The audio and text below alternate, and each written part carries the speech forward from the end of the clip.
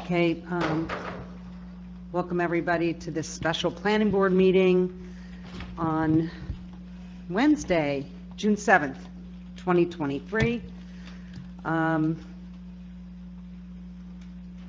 What do we do first? Can we call the roll, please?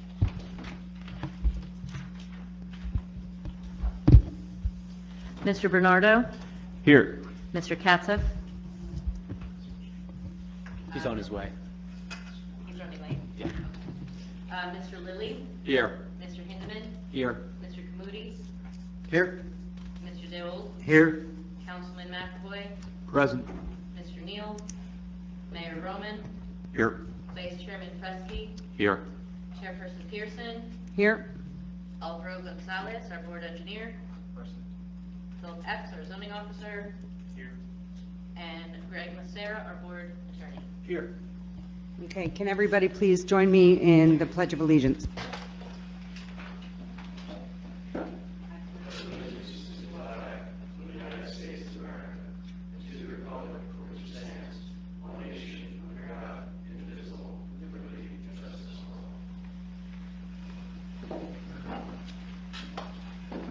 Okay. The notice and requirements of the Open Public Meeting Act have been satisfied with respect to the meeting of the Verona Planning Board being held in person in the ballroom of the Verona Community Center.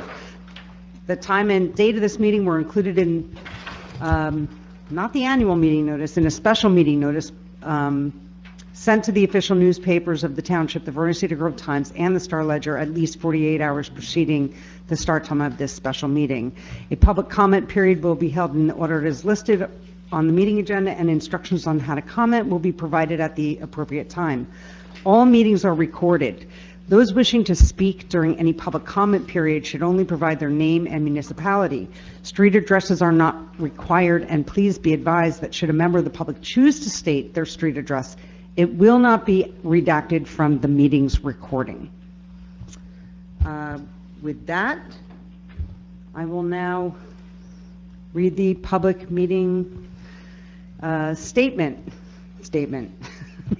Anyone from the public wishing to speak on any matter that is not on tonight's agenda, please approach the microphone and clearly state only your name and township of residence. For the record, you are not required to provide your street address again.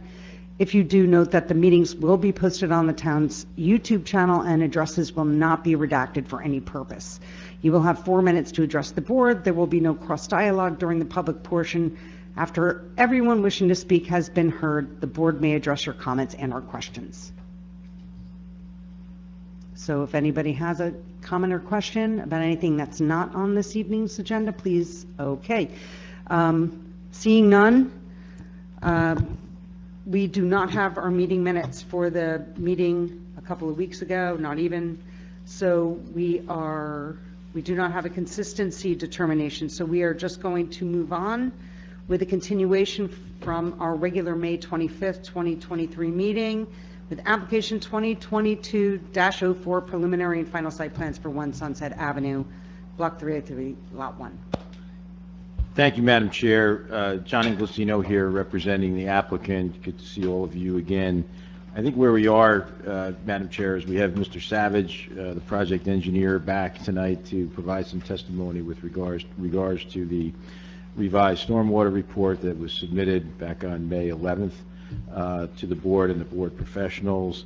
And then we would like to address questions and issues that appear in Boswell's 2 most recent letters, one on June 1st and one on June 6th. The way we think you would like us to proceed, but we'll proceed however you want, would be to have Mr. Savage testify as to each of the sheets, or we can proceed another way. We want to just proceed in the way that you would like us to proceed. If you're going to start with the site plan updates and changes, Yeah. then I would go by the updates and changes that were listed for us in that memo sheet that was sent to us along with the plans. If in doing so, we come across an issue that was brought up with the Boswell, in the Boswell memo, for instance, the height of a retaining wall, then I think that we should stop right there and start and address that at that time. Okay, perfect. Okay. We'll proceed in that way. So I'd like to call Mr. Savage. Mr. Savage, you understand you're still under oath, is that correct? Correct. And can you affirm for the board that the credentials, all of the credentials, including your license as a professional engineer in the state of New Jersey, are exactly as you represented to the board when you were accepted as an expert? They are. Okay, thank you, Mr. Savage. As you know, Madam Chair, for the record, Mr. Katz Oh, has, yes. is in attendance. Thank you. Great, Welcome. thank you. All righty, Mr. Savage, I think you know the way in which So the board would like you to We're proceed. going to start going through, I'm going to be referring to, that's up on the screen here, the submitted site plans, most recent revision. First sheet, and I'm going to be referring to a memo that we had provided, which went through and listed the various plan changes on the plans that were submitted on the 10th of May. So on the title sheet, sheet 1, the plan, the listing of each individual plan sheet on the left of the plan was updated to reflect the revision block. That's these values down here. We also added lot coverage calculations for the building coverage and overall lot coverage. Those are calculations that are down in this right area here. So these are building coverage calcs, lot coverage calcs. We also added average grade elevations utilized, that were utilized for the building height calculations have been added. Those are up here a little bit. You can see average grade utilized for building height calculations were added to the sheet. Sheet 2, there were no changes. This is the existing condition, overall existing condition plan. Sheet 3 is a demolition plan. Again, there was no revisions from the last submitted set.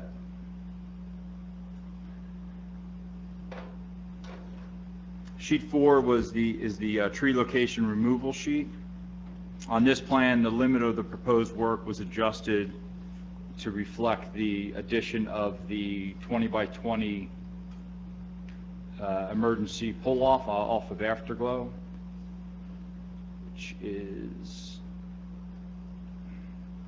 this area sort of in the middle here, the wider area there. That is the area in which that emergency or that pull-off is located in. And then it was also adjusted. We had added a sidewalk, which we'll get to on the later sheet, but we added a sidewalk along this portion of Sunset up here to the west of the entrance, site entrance. So the limit of disturbance was adjusted for that as well. That's it for that sheet. Next sheet is the geometry sheet. On this one, we've added the sidewalk from our site entrance west up to the intersection of Sunset and Afterglow. The walk, and this will sort of ties into something on the grading plan, but as we reduced the height of this wall here on the south side, we incorporated steps on this sidewalk that was in the rear of this, on the south side of the building, to work with. Can you point that out? I'm sorry, I'm a little lost. When you're talking, you're not really pointing. So on the south side here, there's a sidewalk that's between the garage, the building, and a retaining wall. So in this area, if you can see my mouse kind of moving there, those darker lines that are shown here, those are steps. So the addition of those steps was required for us to reduce the height of that wall, which we'll get to on the next grading sheet. Can you blow that up a little bit and just be a little more? All right, see, I was looking on the other side because I couldn't see your cursor.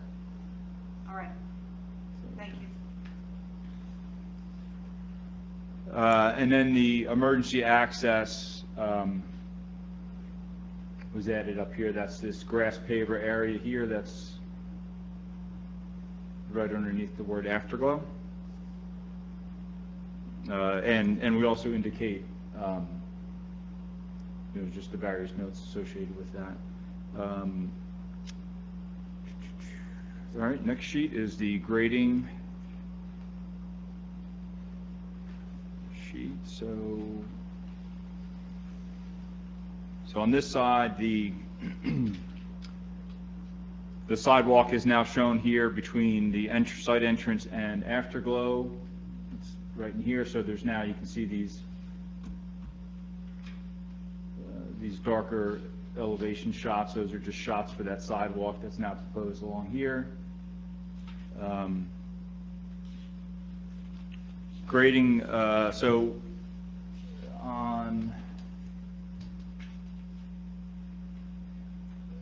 back to the south side where we were before, where we talked about the steps. This wall previously had sections of it which were, in the, I think, 17, 18-foot range in certain parts. So there was some comments previously about reducing the height of that wall. So this wall on this side here is now, has a max of a 6-foot retaining wall on that side. So incorporating the steps, et cetera, in here allowed that to be changed. So that's the change on that side.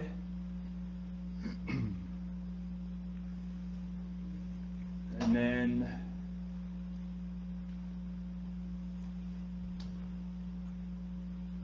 we also lowered, there's comments about this retaining wall that's on the north side of the drop off, this sort of this dashed line here. That wall was previously taller. We now have reduced that. It's a 4-foot maximum wall height there. And then I mentioned the notes and elevation shots along the new sidewalk. So utility sheet.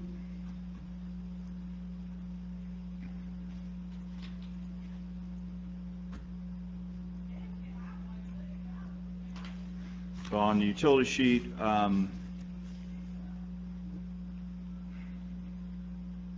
first thing is we added water quality structures. The first one is, if this moves, the first one here, water quality 1, it's located just outside of the garage entrance of the building. The second one is located down here, just adjacent, sort of northwest of the underground basin that's in this location.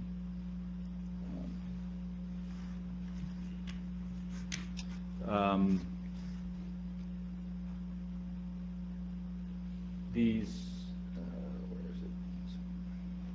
We added, there was a comment concerning under drains for the pervious pavement, permeable pavement, so we added this line here and here. They're just under drains for those parking spaces.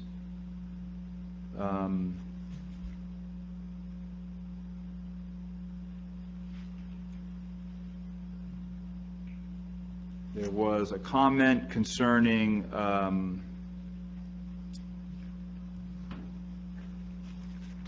the slope of outlet structure down to manhole 6,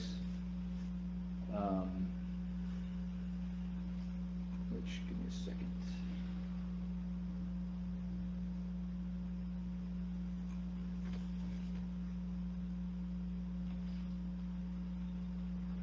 So that is from the outlet structure, outlet structure 5 of the basin that's within the garage. There was a comment to reduce the slope out to the next manhole to decrease the drop that was occurring at manhole 6, which is this manhole here. So that was done. You don't really see it here other than some invert notes. Sanitary cleanouts.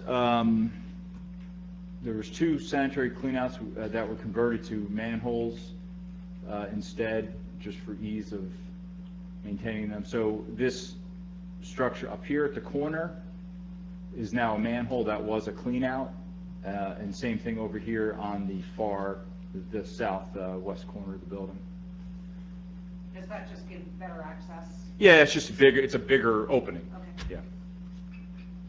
MHS2 and MHS3? Uh, Sorry, 7 and 3. 7 and 3. Rim elevations of proposed drainage and sanitary nearest the southern retaining wall would have been adjusted for the revised grading. So when we revised the grading and adjusted the wall height here on the south side, these structures that are close by that wall, there was some slight adjustments to the rim elevations. Doesn't change the inverts or the function of pipes, just adjusting the rims.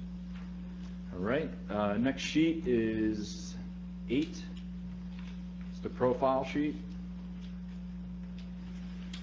So on this one,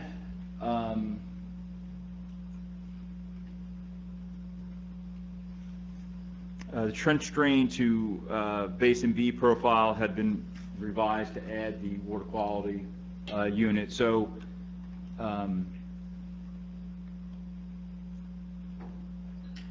that's this trench drain to basin B detail, basically.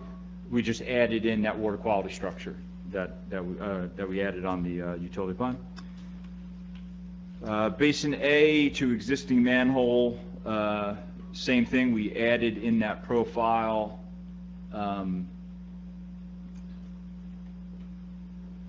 Oops. Hold on a second, back to the other one.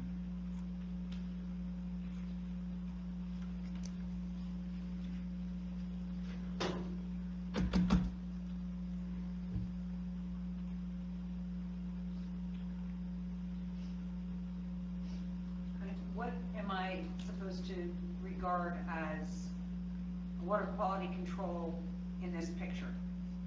It's just this, here it is, this one. So this on the trench drain to basin B, it's that long shaded gray structure. It's just showing a water quality structure. So that here. It's not, is it listed as such? It's not Yeah. really, Yeah, what does it say? water quality. So you'll Doesn't say see, it on my sheet. it's, hold on a second. Is this the one that says 8LF 15-inch HDPE? Yes, No, 1 second. 7LF 15 HDPE. Yeah, if you're talking about the vertical structure that goes from... That's the pipe. If you look at this note up here, Where- WQ2. Oh, it's in the, okay, at the very Yeah, top of the drawing. yeah. That other one there is just referring to the pipe connecting the structures. Okay. And then same thing on this other one. It's just water quality 1.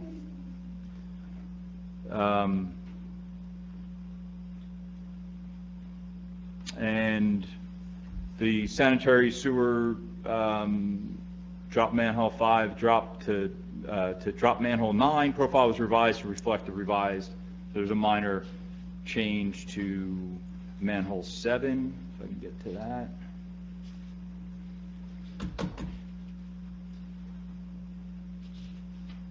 So that basically, this is, in that area of the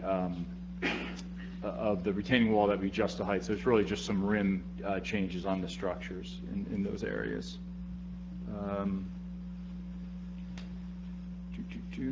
Sanitary manhole, so clean out 1 to doghouse 11 profile been revised to reflect the revised manhole 3. So that's just, the profile now reflects that instead of a clean out, we have a manhole number 3 on it. So that is right here. That's manhole 3. So basically it just shows a manhole instead of a clean out. All right. Next is lighting plan. So we'd updated, there's comments about the temperature of the lights. So these are now specified as 3,000 Kelvin, and that is referenced in here where you can see. So there's each of the structures now has the call out of the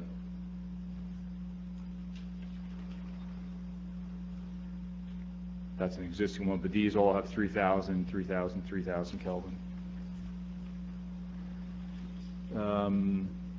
There was, I think, well, we added in, when we added the sidewalk, there was another existing Cobra head on the street that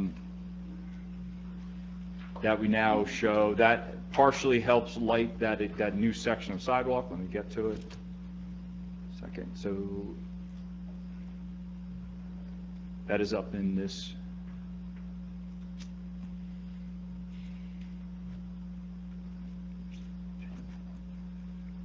So this bigger isolux patterns, this basically reflects an existing Cobra headlight.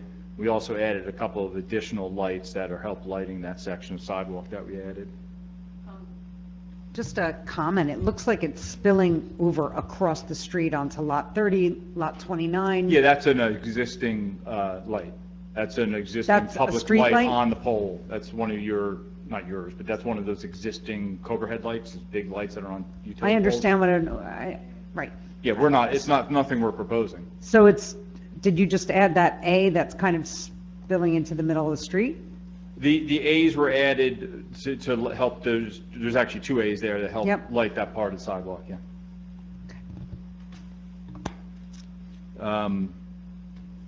And then we just mentioned that was the rest of what was done on lighting plan. No changes on lighting detail sheet, which is 10.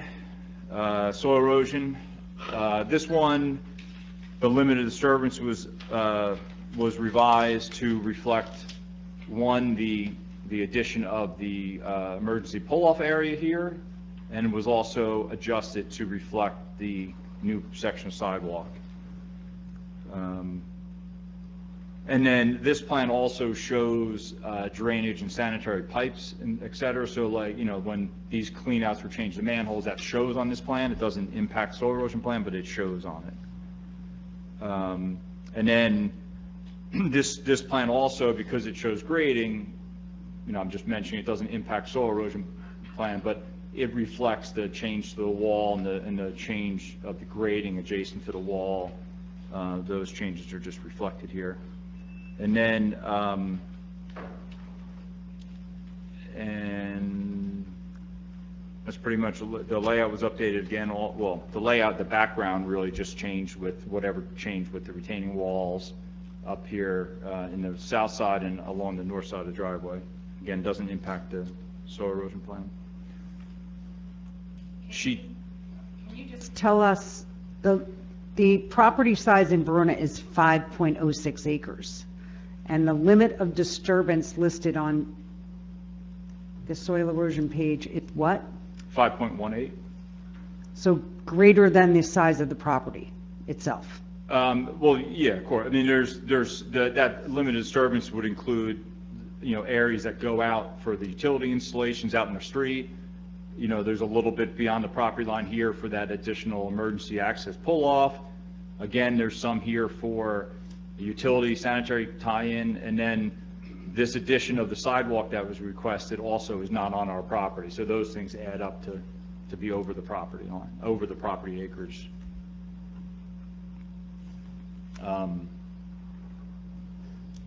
And then just to also, there is, which we discussed in previous meetings, there is grading occurring within Montclair. So, you're not looking at just the Verona property. Well, I'm just trying to form a connection between your stormwater plan, where you say that you limited the disturbance on the site, and then looking at this plan, you list that you basically disturb 100% of the site. So Again, the stormwater report is based upon the entirety of the tract, which is all those, with both of these properties. It's not just Verona. right, but we're not really building on Montclair. We understand that to be the case. And none of your stormwater facilities are going on the Montclair site. They're all going in the Verona portion. Yeah. So I'm just pointing out a bit of contradiction, that's all. Okay, no changes. So next sheet, sheet 12 is the soil erosion detail sheet, no changes. Sheet 13, it's a construction detail sheet. We added we revised the permeable pavement detail to reflect that there is that there is the under drains.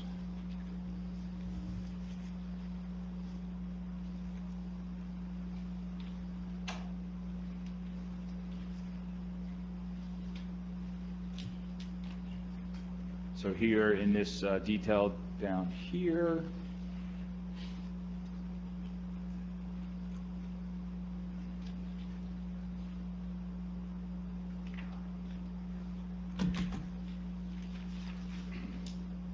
basically this is the permeable pavement detail. So we added the 3-inch perforated pipes here, the under drain, so that's not reflected in the detail.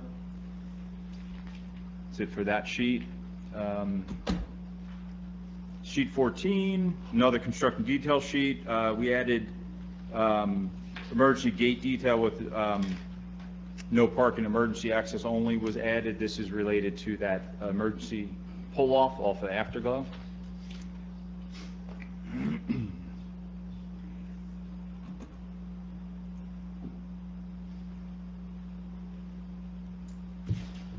That's down here on the bottom left, emergency access gate. All right, almost there. Sheet 15.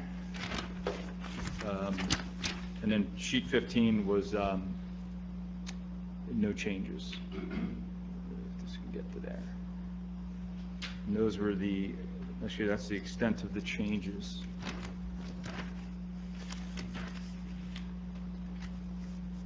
So that's the extent of the changes. I would invite any planning board member to go ahead and ask any questions about anything on the plans that you had questions about, or the testimony, any of the changes, updates, or any questions you might have had otherwise. Anyone? And the public will have their time in a few minutes. I think that if there are no questions from members of the planning board, that we should refer to the Boswell memo that was sent to you. And I think before we move into stormwater on any level, that we should go through this list of variances and waivers and some of the other comments that weren't necessarily addressed in your testimony this evening. So apparently, the folks at Boswell see measurements differently than how you explained them this evening. But I think we need to address these issues first and foremost on it's not really, starting with. Page 6 is probably this? the first page of substance. Variances and waivers, starting with number 11. Yeah, so 11 indicates that variances were not requested. There was a waiver requested with regard to the site plan sheet size. I think, we're requesting a waiver for that. And that's, Okay, let's yeah. let's get to I understand. So just going through the order here. There were other nonconformities that were referenced. I think they've been testified to previously, but we certainly understand that we're going to provide some additional testimony so that we can look at them one at a time as reflected here. If you might, just so that the board has a better understanding of Absolutely. exactly what's getting pointed out and where the Sure, conflicts. we understand. So, Sean, if you can address the parking in the front yard. So the first one is parking in the front yard. That's concerning these 1.5 or couple. Can you blow that up, Sean? And can you show where the front yard Yeah. is? And I know this is the surface parking that's kind of down below, closer to Sunset. Some of those spots are really not in the front yard. There's just a couple that are in the front yard. If you can sort of walk the board through that. All right, so so the site has sort of two lines that we're showing here with respect to sort of setbacks. One is the 30-foot landscape buffer. That's this line that's closest to Sunset. And then there's the setback, the front yard setback line that's running up all along here. So that's your 50-foot setback, which related to buildings and parking, et cetera. So this parking in the northeast side of the site, there's a couple spaces here that cross into the front yard setback. That's these couple spaces right here where I'm Can you pointing tell to. me what sheet you're looking at? This is the geometry sheet. It's sheet 5. Okay. If you go by numbers, that would be. Yeah. So that's the front, parking in the front yard. It's those couple stalls. I mean, obviously, the access to those parking stalls goes through the front yard, but,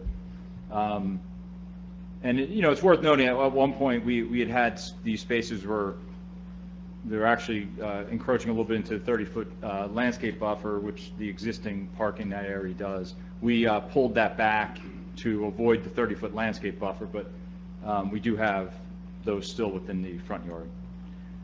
Second noted, Well, and I think just Why don't we going, just take this one? yeah, let's just take them one at a time. I agree. So the reason for the 2 spaces is what? Just to give 2 additional surface parking spaces? And also, can you describe for the board how that may also improve circulation with regard to the surface parking in that area? well, yeah, I mean, these spaces here are it's just an additional number of spaces that are located outside the building closest to what would be your move-in door of the building here. So it's really just providing some additional surface parking. These could be potentially visitors or just could be people moving in, temporarily parking there. This driveway entrance in this, this parking drive aisle here helps provide access for, I think it was discussed at previous meetings, trucks that are helping, people move in, things like that could utilize this drive aisle, but, yeah, that's the extent of it. I mean, if we needed to, we could lose the 2 parking spaces, correct? Yeah, I mean, conceivably, we could lose them. Right now, we are actually, it would create we are right on the parking on this one, I believe. So, we need the number of parking stalls, but, What do you mean we need them? We need them for a minimum required number of parking, or we need them just because I'm not understanding the point. well, for the amount of parking, let me go back to, You have 381 spots. Correct. yeah. And what is required? So I want to just jump back to the title. It's 360.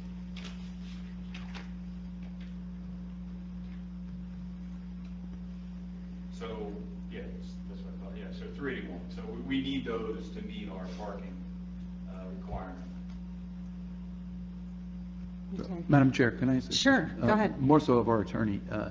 Is a proposed loading area, is that considered, could that be in the setback? And the reason I ask is, could you change the 3 parking spaces there to where the loading area is? And put the loading area in that area, staying within the, inside the buffer area, but within that 20 feet between the buffer and the setback? Is it wide enough? From a definitional standpoint, I'd have to look at the agreement, so I don't know off the top of my head. I can look, through it now. I mean, because they could always move the handicap spot. Right. I In front of the understand building. fully what you're saying. I'll have to, I will go through it. The other question I have is, Mr. Savage, have you taken into account and again, I guess I have to No. refresh myself with the plan, the electric vehicle Yeah, spots? we're not, we were being, conservative of that nature. Yeah, you're right. I mean, for each EV space, you could count that as 2 standard spaces. But I think that is utilized as a argument for the variance, but I think that would still require a variance, but I think it's justification for the variance, but I'm not a planner. Well, again, I have to look at the plan, but there's, in the RSIS, there's a discount, there's an offset, right? For if you have EV, there's an offset, less spaces are required. Right. Was that, do you remember, John, whether that was considered in this plan? It's not. Yeah, it's not. It's not. All right, okay. So when you consider the credits that you get for the EV spaces, then Right. the spaces are not required to meet the minimum parking requirement, correct? Correct. But in your opinion, it just makes sense, makes for a better, Yeah. better utilization of space in that area to provide additional. Yeah, I think, correct? yeah, I think having that additional surface parking in that location is beneficial, and I think it, is a minor, encroachment into that setback relative to what we're gaining. We again are still protecting that 30-foot landscape easement buffer that is along the road. We defer to the board. I mean, we're, Yeah, I mean, I am actually just looking at the board. Does anybody have, Okay. first of all, an opinion? Yes, go ahead, please, Alex. And first off, I'll respond to Councilman McAvoy's comment on the the truck loading space. That does look like it's designed so that there's concrete that goes right up to that move-in ramp. So it looks like the intent is for a truck to be able to back into that space potentially and off-road off of a lift gate up onto concrete. It would pull in, not really back, kind of swing in there. Right, Might have right. to back in, but yes. Right, but the intent is for Yes. that basically to have a direct shot into the move-in door. Correct. Which is, I would say that probably pushing that away from that door might be less desirable, or certainly make that less functional, especially if you put cars in the way. Just sort of my opinion on the parking and the setback. I understand that it probably makes the property a little bit more functional, but it's intended, these rules are intended to protect the neighborhood and to provide buffer zone. So I would be, if I had a choice, I'd rather maintain the integrity of the buffer and have 2 less parking spots on the property, or try and find some other place to put them. That's kind of, I just keep going back, this is a big building in a residential area, and I'm looking at this and going, everything that we can do to minimize impact on the neighborhood is the direction I would go first. But again, happy to hear other opinions. That's just kind of my thought process. So what are our options here? Can we just straight up grant a variance? Do we say no? What are the options before I think we debate on this? There is an option to grant a variance. The application itself came before us with the caveat that there would be no variances asked for. That's how it came to us, and they said we will not be meeting them. Obviously, design, redesign, moving this, moving that, adding this, adding that, these things happen, but. Madam Chair, Madam Chair. one more piece of information that just respectfully think the board should have. But we're having a discussion. I understand, but would like to provide you with the relevant information before you consider what you want to do with the parking spaces. You want to decide what you want to do with it. No, I I don't want to. understand what we're asking I here. want to provide the board with some additional information that Okay. it does not have before it considers Okay, whether it thank wants you. I was Why don't to you- lose the not done parking with my spaces. thought, but please continue. What's that? I was not done with my thought, but please continue. Just want to get you the information. I appreciate We'll it. provide Go the ahead. information, you decide. Please discuss whether or not these 2 spaces are existing on the property today, So- or whether we're proposing new spaces. Yeah, so in the existing condition here, I'm now back to sheet 2 of the site plan set. This is that lower parking area that's existing now. We're maintaining this same entrance. And so as you can see, as you're pulling in here, the existing parking stalls are, actually in that one corner there touches the property line. So there's, if you went back the 50 feet into the site, there's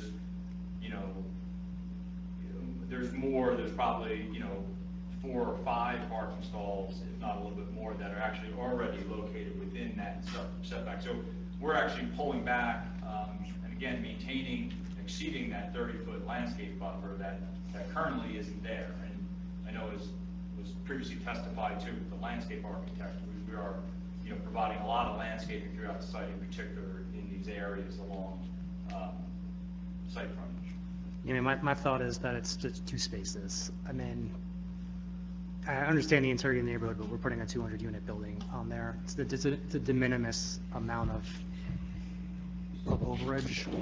I'm not sure that it's worth really holding up the site plan over it. Because if they delete the spaces, then they're out of compliance of the minimum required number of spaces anyway. Well, they may or may not be, but you do have a point in saying, what I think you're saying is it'll not just keep them compliant without the additional credits that you get for the electric spots, but it'll also give them better functionality. Yeah, it's a de minimis change. I mean, it's not like they're trying to add 15 spaces in there. It barely goes over it. I get it. I get it. I understand the argument of they came without variances. We have had some replans. Oversights happen. I don't really think it's worth. Thank you. Mr. Savage, across the street from where those 2 or 3 spaces are, what's there? Is that the commercial property?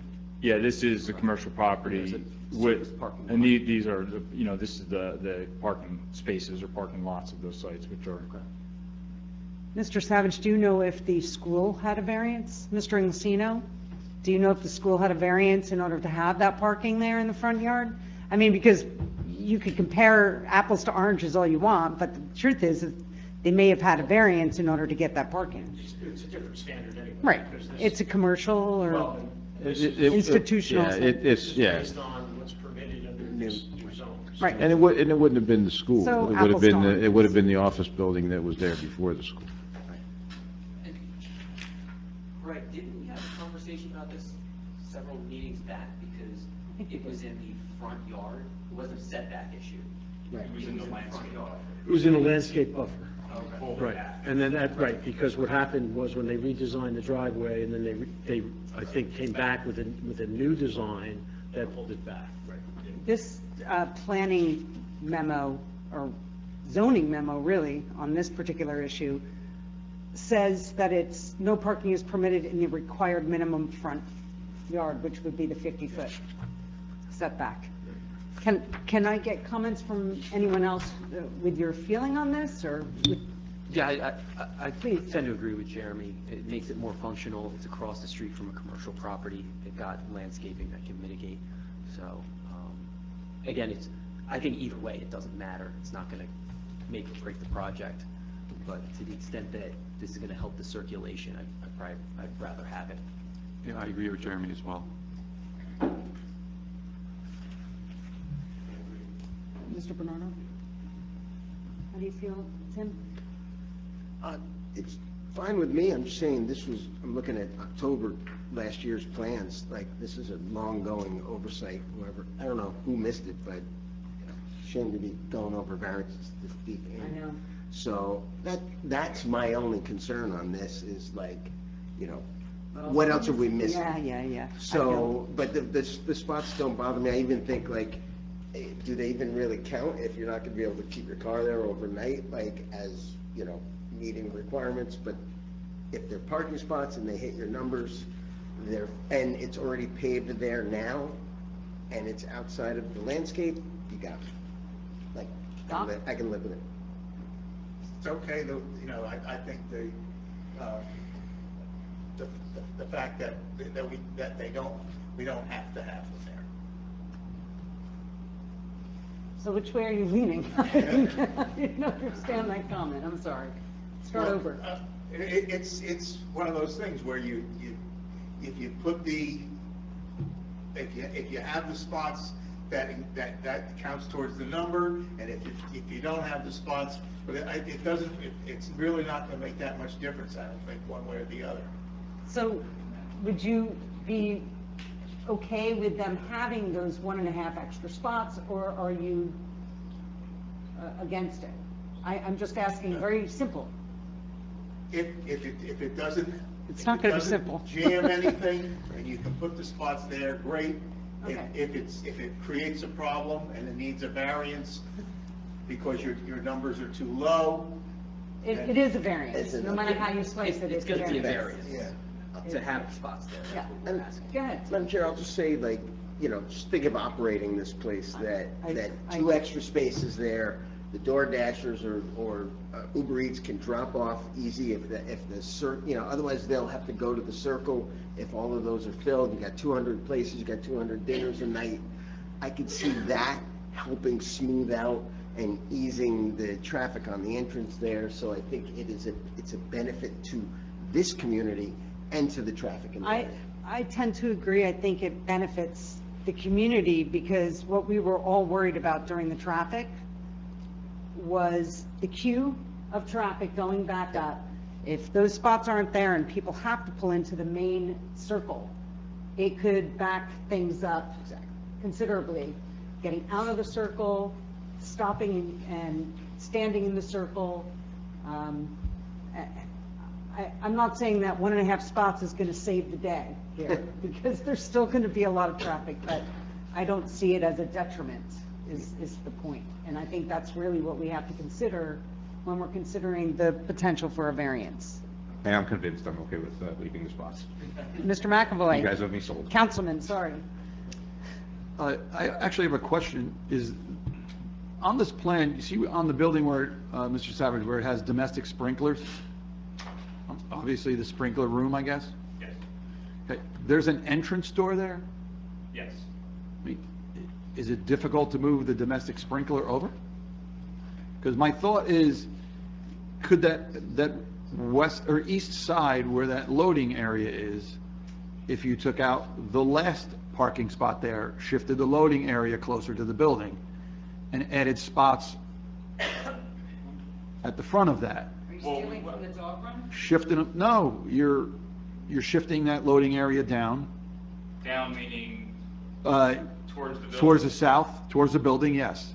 You take the last parking spot you have there, that is now your loading area. You run that loading area parallel into the building there, and then add some spots at the end where it says proposed loading area, but inside that 50 I mean, foot. the one issue, I mean, moving, if we kept this loading area, let's call it the same size as 48 by 10, shift that this way, I still think we'd be, in terms of we'd have to move it, 18 feet at least to get, 2 stalls over to here. And I think this configuration of having the loading spaces a little after this turn, it really kind of helps with that maneuver in terms of a vehicle, making that turn and then being able to swing into that area versus that area being right here. I think it just functions better this way. And as previously mentioned, we had a different configuration of this lower area, which we had reconfigured back at whatever point when we pulled it out of the 30-foot landscape buffer. And I think we went through a couple of little options there. I think this one just kind of functions the best for us. I mean, I certainly don't want to take away parking. On a development like this, I want to keep as much parking as possible, because I certainly don't want anything spilling over into the neighborhood on the streets. So, I mean, I'm okay with it, but if it can be reconfigured, that would be great. But obviously, you feel it cannot, so it'll be okay. I mean, I think all of us would be okay if it were somehow reconfigured to comply. If it means digging and blowing up another tree, I think everybody on the board would probably be like, all right, enough. Enough of taking trees down or whatever. So, Given that it's existing pavement, I think that probably the least disturbance is actually to leave the spots rather than try and rework the area. Also, if you were talking about reconfiguring some of these service areas there, that domestic / sprinkler is probably the domestic water meter room as well. So they've got all of their service entrances clustered there.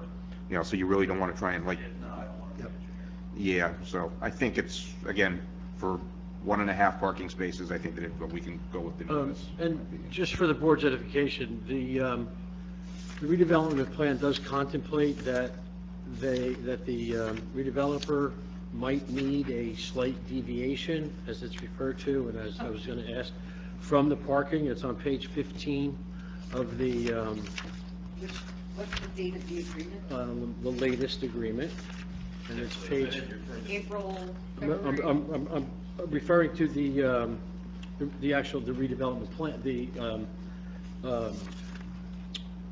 Exhibit C to the original plan.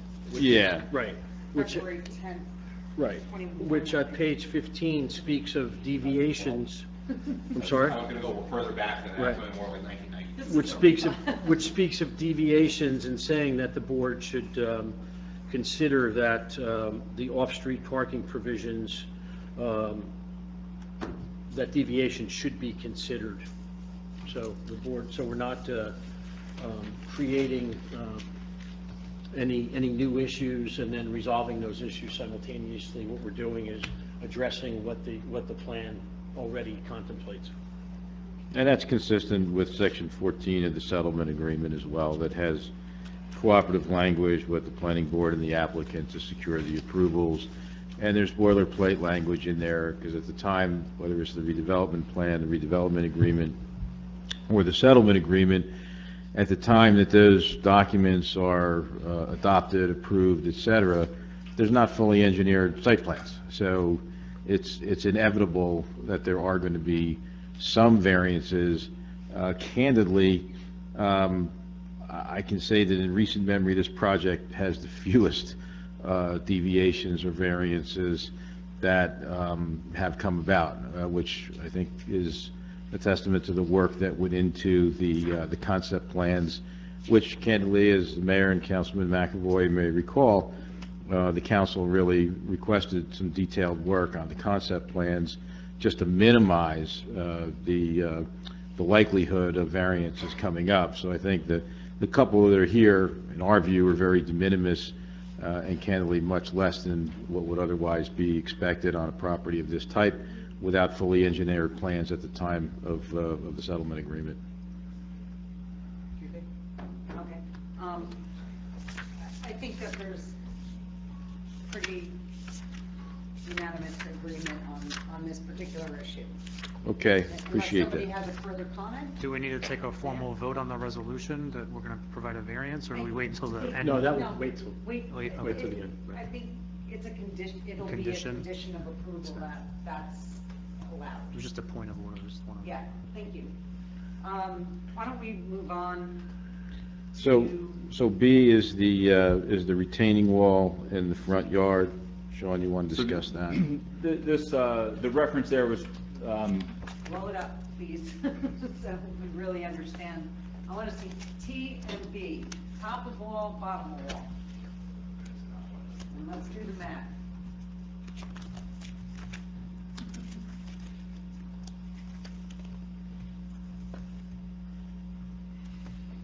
all right, so Are you on number 5 again? I'm on number 6. This is number 6 grading plan. So the comment here was regarding a retaining wall, I believe per that ordinance section, no retaining wall over 4 foot permitted in the front yard. So we had went back after the last site plan set and revised this wall to be maximum of 4 feet. So Where is it? right here, this dash, the black and white, I don't even see your cursor. Do you? the thick black line here that has the white dash Do you have a line. pointer? No, I don't have a pointer. 528 No, I'm not on the wrong page. You said he was on page 6, right? Yeah, I am. Retaining wall for the, This is up near the garage entrance, in front of the garage. All the way over. Yeah. We'll get to the other wall, Okay, but you're on that's the later. wrong side of that, of the correct page. Their document is landscape, ours is portrait, Yeah. so tilt your head. So this wall here, here we reduce this wall to be 4 foot maximum. So what is Mr. Tenkate then referring to? We'll get to that, because that's C. That's what we're talking about. No, we're not, no. His comment that you're talking about is C. No, well, hold on.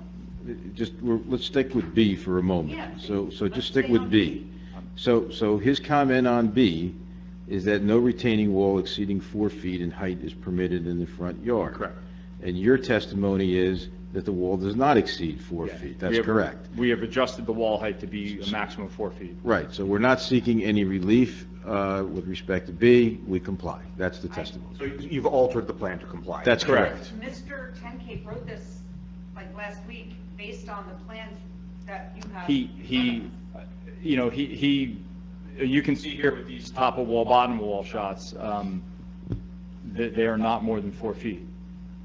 Are we sure that that's the exact wall that he was referring to? There's 2 walls, and we'll get to the other one, but for this wall in particular, with the 4 foot height, this is the only wall that is in the front yard.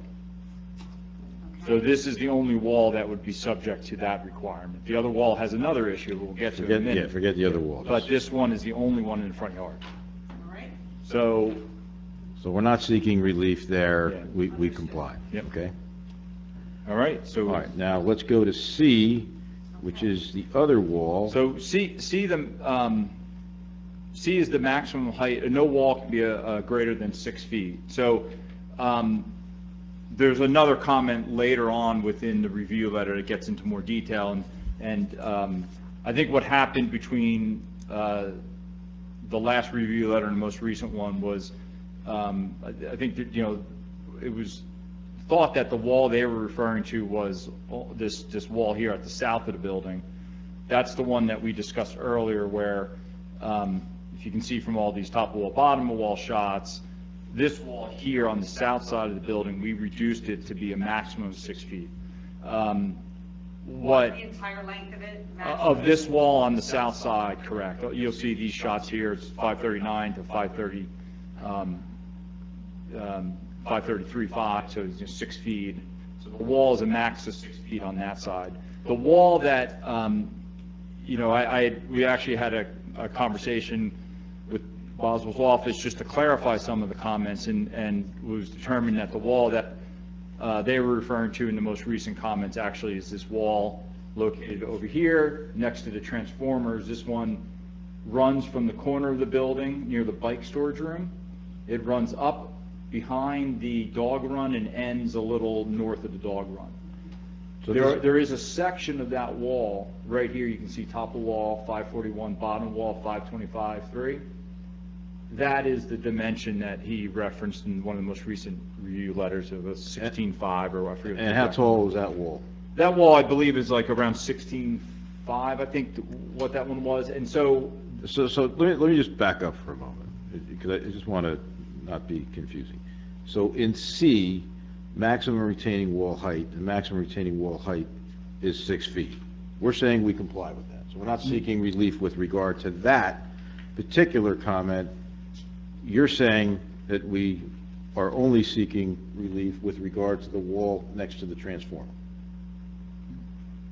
This comment C, or C, is related to any wall on the property. So we had. I understand, but the long wall that you addressed. The long wall, we do complies. not comply. So we comply with that. We're not seeking relief. All right, let's then move to this So we're only, 16-foot. Hold on one second, did I just hear it? that's the only wall in question is the approximate 16-foot Yeah, wall that's by the exactly- transformers. So why don't you describe where that is on the property, where it would be visible from, and what the function of the wall is? So. Mr. Tenkate, before you go, when you're saying 16, you're talking about the length of the wall, correct? No. The height of Mr. the wall. Savage, sorry. The height of the wall. 16-foot Or height. tall Face. wall. Face of the wall. Okay. So in this area, So explain where on the property it is, who's able to see it, and what the So function of the this wall wall- is. Real quick, I don't see the 541. right here. It's right underneath the word maintenance. Okay, thank you. So at that corner there, the northeast corner of that bike room, that's where that wall, basically meets the building. So obviously, with the architect gone through previous meetings that, there's a lot of grade change on the site. As we're coming down that eastern side of the building, there's a lot of grade change there, as you can see. And so, with this building being set into the slope a little bit, these rooms down here, the move-in doors, et cetera, this lower parking area, has to be down at that 525 range in terms of the design of the building and meeting the site and meeting the roadway here. And so basically, those transformers here also need to be in that range.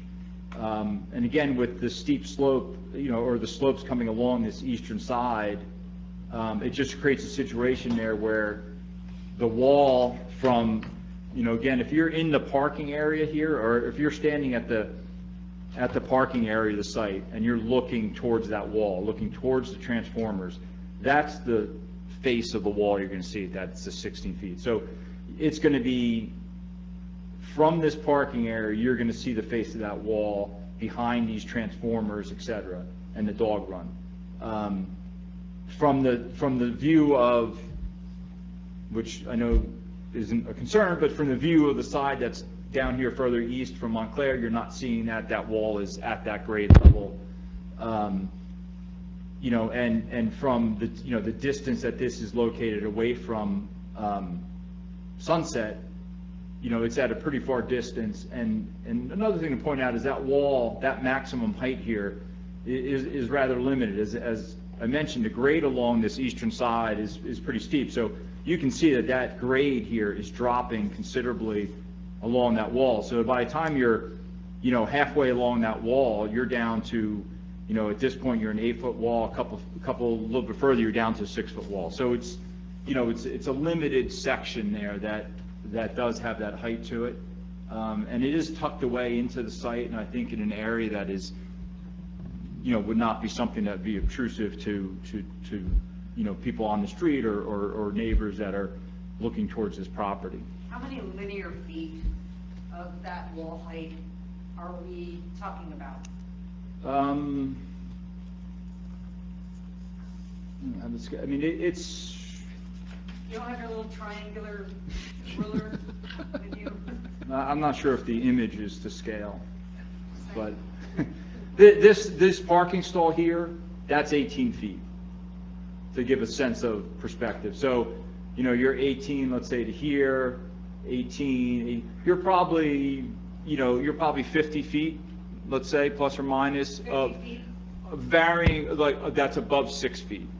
That 16, the 16 height is this initial part. You're probably, let's call it, you know, 20 feet is at the high part. You're then stepping down, because we have you know, these grade changes here, you know, 3-on-1 slope, so it's dropping quick. As this grade here is dropping, we're getting closer, the wall height's reducing. 50 linear feet, 50 feet. 50 feet, not, that potentially, yeah, plus or minus, that exceeds 6 feet. So I mean, like, that's the width of an average Verona property. But I would say, also add that probably a third of that is the transformer area. Yes. And the rest of it's in the corner of the dog run area. Right. I mean, where you see the X on the print, that's where it hits the 6-foot mark. So when you say the transformer area, that's an enclosed area? Is that an enclosed electric room? I mean, it appears like the transformer pad is at 524 elevation, is that correct? No, they're right at, I mean, they're going to be set a little above, they're right around that 525 range. I mean, that contour cuts through there, but those transformer pads will be elevated a little bit from like the grade that Right, comes through, but it's in that 525 range. Right, but then the top of wall, you've got at 541, so you're actually 16 feet above the transformer pad? Approximately. It might be a little bit, you know, it might be, that might be 6 inches above or something, the transformer pad. But yeah, you're within that. But basically, if you're standing next to the move-in door and you're looking towards the transformer, you're going to see a 16-foot tall concrete block wall? Through those transformers, and yes. Why does it need to go up that high? Why can't it, that's what I'm trying to, what I'm The having a grade hard on, time- the grade on the east side of the wall, this is what controls here. So the soil on the other side is high and the pad is cut in? Correct, because of the way the building is cut Okay. into the slope, those multiple layers that were discussed. At this point, you just get that difference where the building floor, the finished floor elevation in that area is 525 range.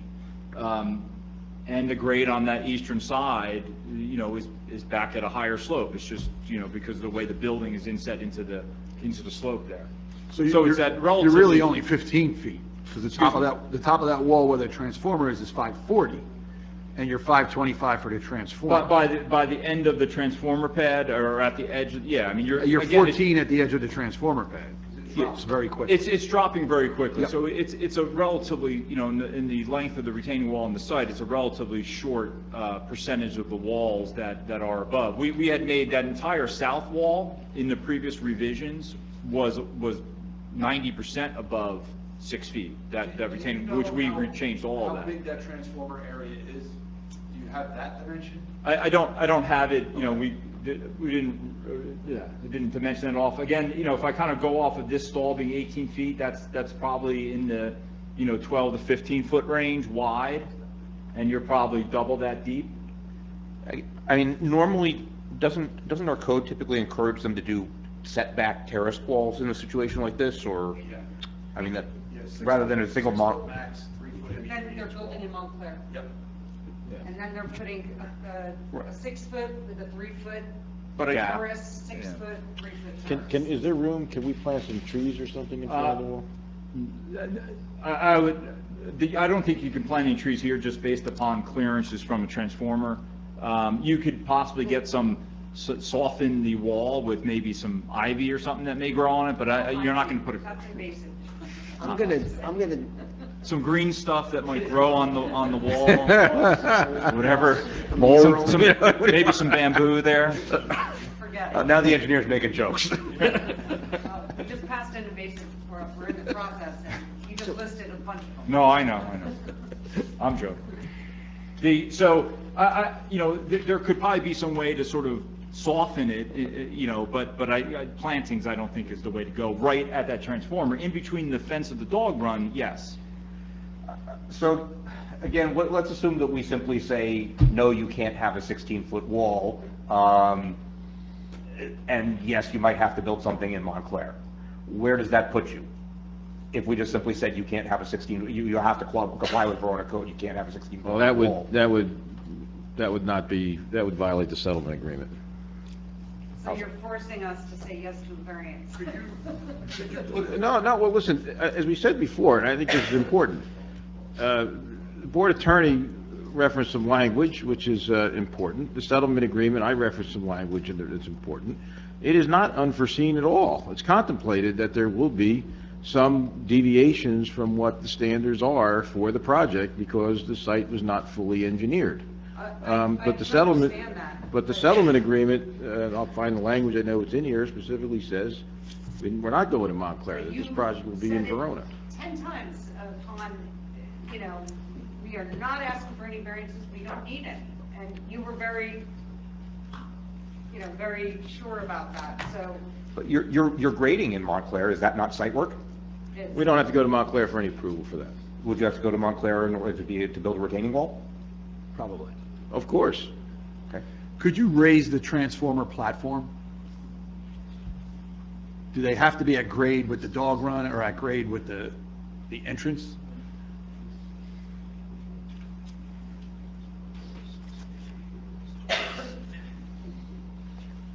I mean, you'd still have the wall near the dog run. I just think that wall What if they just altered the dog run and put the transformers, along the wall. we'll put the transformers along the wall and the dog run, would that do anything for them?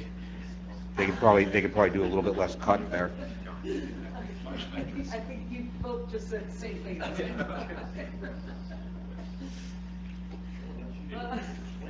It's just an area, I just think. I think that is a good idea. Dave was like, dogs and transformers together. So one thing to just kind of point out, I mean, and again, I know this is a retaining wall and a building's a building, but, in that specific corner there, you're going to be looking at, yes, a 16-foot wall, but, at the same point, you're looking at the facade that side of that building, which exceeds, I think it's probably 27 feet or 30 feet higher than the top of that wall. So, again, I know it's a wall and a building, but it's not like that wall's blocking a view of landscaping or something. It's just, again, it's intent of code that we specifically Yes. regulate retaining walls to prevent exactly this kind of construction. And there's got to be a really good reason to, normally what we tell people is, no, you cannot build a 16-foot tall wall, you have to terrace it. I mean, we could simply say, well, you have to terrace going forward instead. I mean, okay, so if you don't want to build in Montclair, well, then you've got to rework this area a little bit so that you can terrace going, towards, going forward instead of backwards, basically. I just don't want to leave it at, there's got to be a 16-foot wall here, and there's absolutely nothing we can do about it other than plant something on it. I mean, we've got to come up with something. Yeah.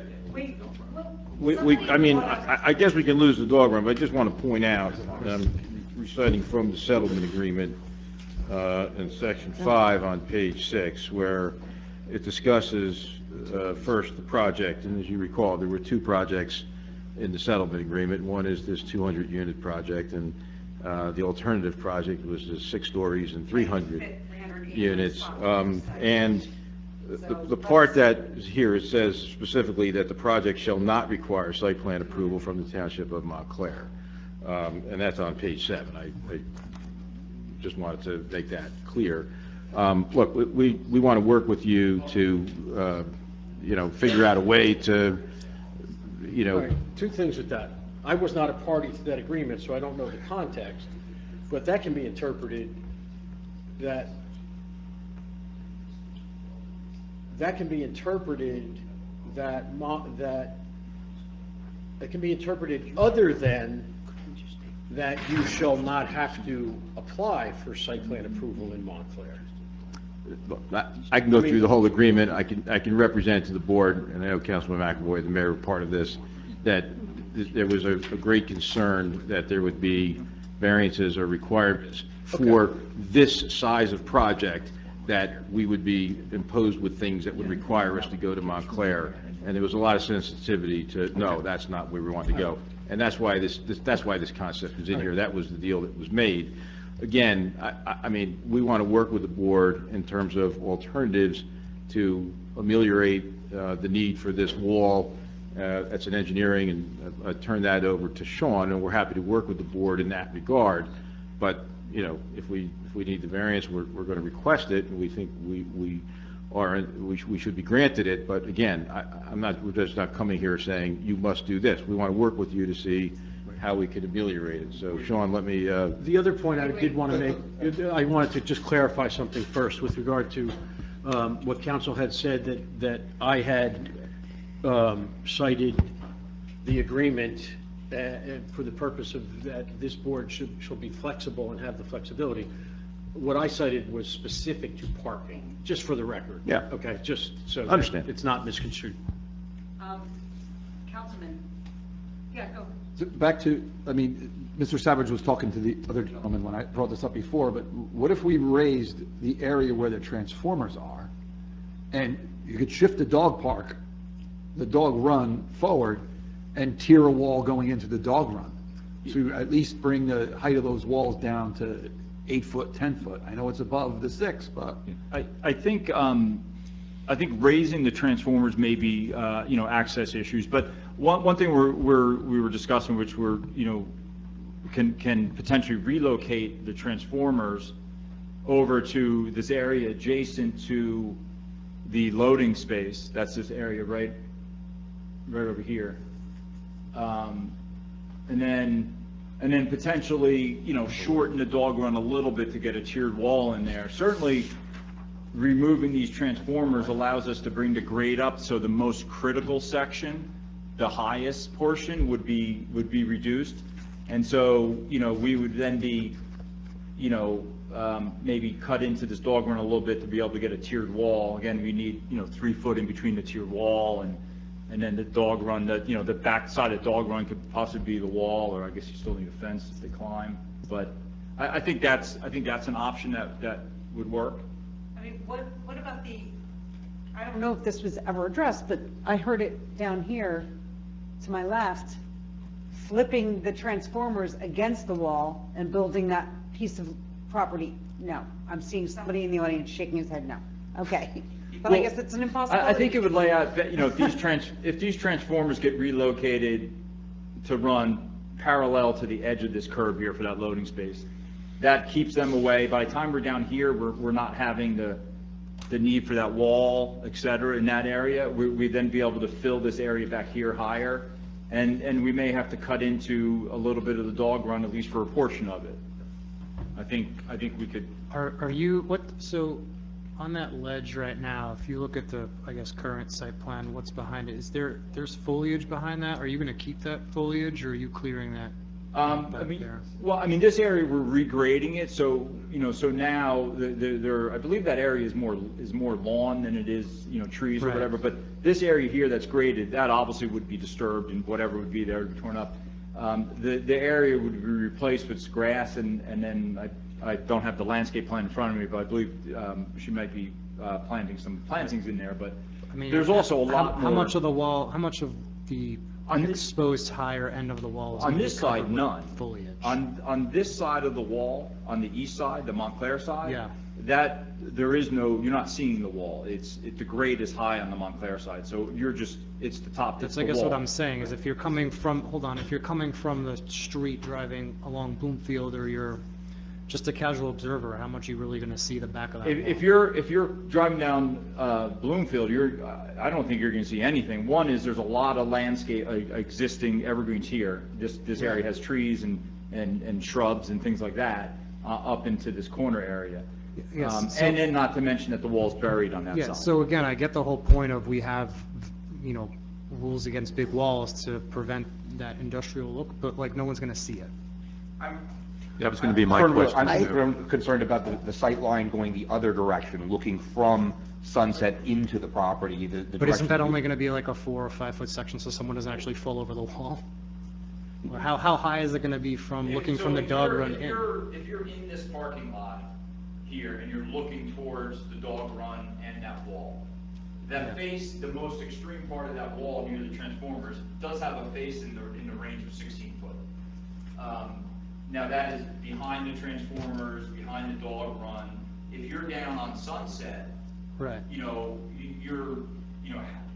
10 feet or more lower in elevation from that wall. There's plantings that are planted in that landscape buffer that were shown on the landscape plan. So your view of this, it's tucked away into the site. It's not like this is front and center on Sunset. So It's behind the loading area, right? it's behind. Well, it's more so behind the dog run and the transformers. I mean, it's sort of behind that, depending on your angle of view. Yeah.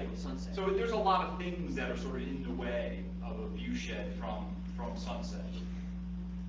But it's still 16 feet tall. Yeah, I don't know that it's the view so much, like But then- spoiling someone's view. Isn't it the view, though? What else are we talking about? Is Well, it a safety does have thing? Just to note, that wall has a fence on the top of it, from the high side, obviously. So that actually makes it, that adds to the height of the wall. So if it's a 4 foot or 5 foot fence, Setback's 20 foot. that's a much taller wall, I'm just letting you know. But what's the argument against the wall then? If it's not about the view, then what is it about? It is, it's about a monolithic structure of that height, and the intent of our zoning ordinance is to prevent, again, that becomes a very industrial look. But it's tucked away in the middle of nowhere. What's really the point? You're gonna see it.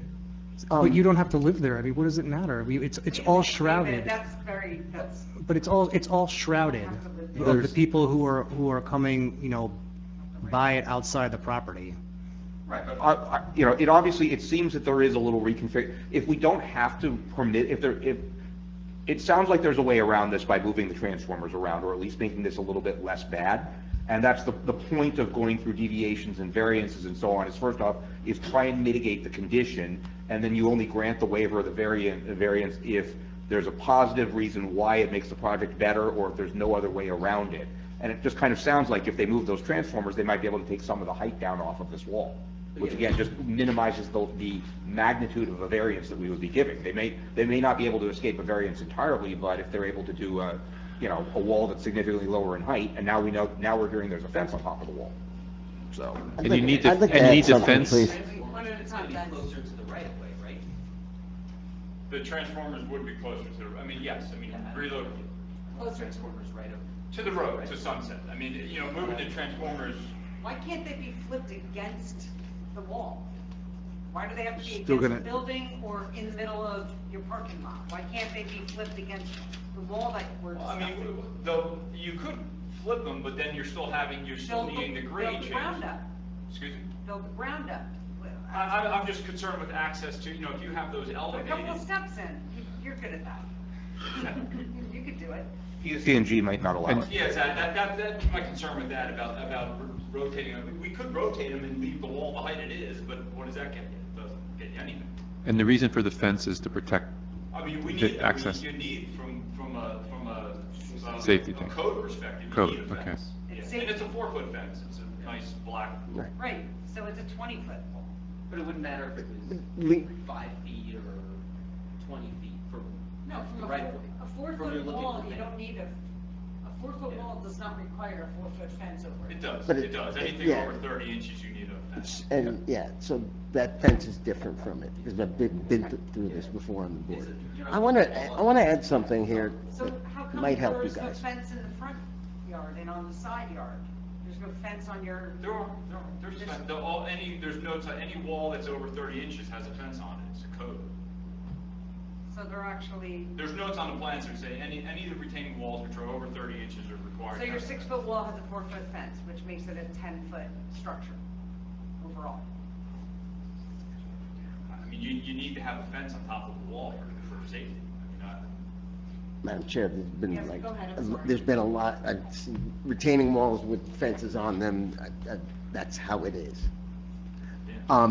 According to Anyone- according to our zoning ordinance, if a fence is on top of a retaining wall, it's included in the height of that retaining wall unless you step it back 3 feet. 3 feet, So That's our it's a zoning 10-foot ordinance. right.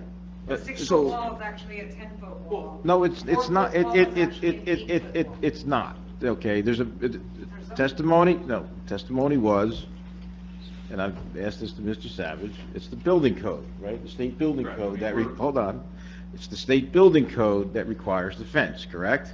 correct. Okay, state building code trumps everything. And so does our ordinance, but our ordinance. No, now- the state building code trumps your ordinance. The state building Our code. ordinance agrees with the state. How's that? All right, Our But ordinance you agrees can't, with- but a 6-foot wall, a 3-foot wall, a 2-foot wall, and then a fence of 3 foot doesn't make it a 6-foot. It doesn't. Again, the intent of the ordinance is to have the fence placed not immediately on top of the wall, but behind the wall.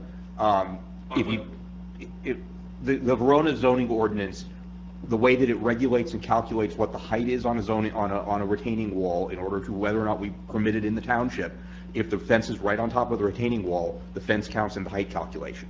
We're trying to avoid tall monolithic structures. If the fence is offset from the retaining wall, then you measure only the wall itself. And that offset would, excuse me? Has to be offset 3 feet. Horizontal offset 3 feet. Are the Mr. fences Community- offset Mr. 3 Community, feet? did you have a comment? On the south side, we could offset it 3 feet. On this side, it would be a fence in Montclair at this stage. We would have to shift that wall. We could look to shift the wall 3 feet and put the fence there. Would you have to go for site plan approval simply to put a fence up? Any permit structure would require a state law. A fence on its own? Yeah, I mean, no, just kidding. Permit.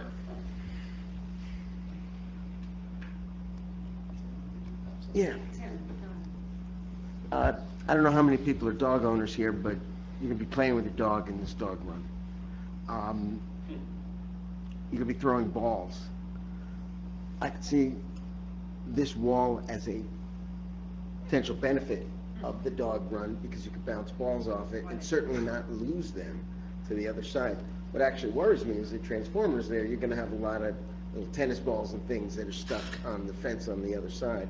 I also don't see I just see a gate with the dog run. You're probably gonna need a vestibule system. I don't know if you've got that built in. But, to me, in this area, the wall is a beneficial part of the dog run. And I hate to see the dog run go, or get minimized. So, let me just say this, I mean, whether it's a wall or a fence, I mean, that's really what you're talking about. The wall, Right, a 16-foot wall. Wall. No. all a right. 16-foot wall, I don't see it as beneficial for any other reason than saving a ball from going over. into not the saving a space ball, of for repair. bouncing the ball off of it, for using it as part of integrating it into what's good about the dog run. So, hey, listen, this is my point of view. It's a ball saver. Yes, it is, and it is, I don't see a problem with it because it's not killing any If that was not a landscape or dog anything park, like I'm not that. sure you would feel. No, I'd have a totally different opinion of Okay. it. Yes. So, okay. In this case. Madam Chair. It Yes, works. please. I mean, I think they've already proposed that it is possible to move the transformers. It is, and then Uh, step a wall down. You could also, I mean, I'm looking at the other marked corner of the building, it's 4'6" off the property line. So if the retaining wall came in 3 feet, it's less excavation you're gonna have to do in the Montclair area. I don't think 3 foot less in the dog run area is detrimental to the dog run. So I don't know, why we can't just move forward with this, make some changes. I mean, I'd be amenable to an 8-foot wall, but a 16-foot wall is just excessive.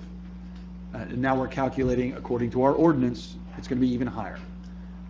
And the other reason is, kids do climb fences. So if they get to the top of that fence, it's a 20-foot drop and not just a 4-foot drop. So, I mean, I think we could, as you've stated, you can move the transformers and see if we can grade this area so that we have not a 16-foot wall, something less. And regarding moving the transformers, how tall are those? I don't think I have that, they haven't been sort of spec'd. I think they're probably, 5-foot range and Okay, somewhere in so, that. so to move those to the other side of the dog park, you just kind of put a fence around those? You could put a fence around, you gotta keep it off 3 feet or whatever for access, but yeah, it could be a 6-foot fence would generally shield those. So, what would look worse, than behind the dog park or in the front, without the wall, but. PSE&G, I mean, pad-mounted transformers for buildings like this are typical, and they're not even always fenced. They are present on some of the other apartment developments, I believe, in the community. I don't recall off the top of my head whether or not they have fences around them, but, I've seen landscaping around them. Again, you have to maintain an access buffer for PSE&G. Usually these are like a dark green color. They're not beautiful, but they're not, the worst thing in the world either. They have to be somewhere. There's a brand new, 72 kV transformer on the Forest Avenue property, the school property, it's not fenced, it's not even landscaped. Yeah. So I do think that they have some flexibility to move the transformers around to rework this area a little bit. Would the fencing be solid fencing, No, that typically on those is, even if it's 3 feet away? I mean, we're open, but the typical fence I would put up there would be a 4-foot, like a black chain link type fence. It's a typical one. It could be something different if you prefer. It could be a split rail with a wire mesh. It could be whatever. Well, the only reason I'm asking is because it looks like it would be adjacent to that loading parking spot. It's sort of where you suggested that it might. We're talking about the fence around the transformers or the fence on top? We're talking about the transformers Oh, okay. moving to that area right adjacent. Yeah, that fence again would be open to, I mean, you could do a chain link there, or you could do a solid fence. It'd probably be, if you want to hide them, it's a solid fence. Okay, So that's. it could be whatever, whatever you prefer. Okay, If we have to fence it, again, we might be able to, shield it with partially landscaping. Okay. So, we're open to options based on PSE. maybe shielded in the back. Well, I just want to make sure the room is there for it to potentially be moved so that, Yeah, there's room to move those transformers. And then, again, we might have to cut into the dog run a little bit to step a wall there if we needed double walls. With the fence into the wall, it might be a triple wall. But the way you calculate the fence height, and the wall height. But we can certainly reduce it. I don't know if it's possible to sort of make a statement that, the wall should be reduced to X. Maybe some height above 6 feet, just given that the fence, that we're gonna have a 4-foot fence, so that gives us a 2-foot wall.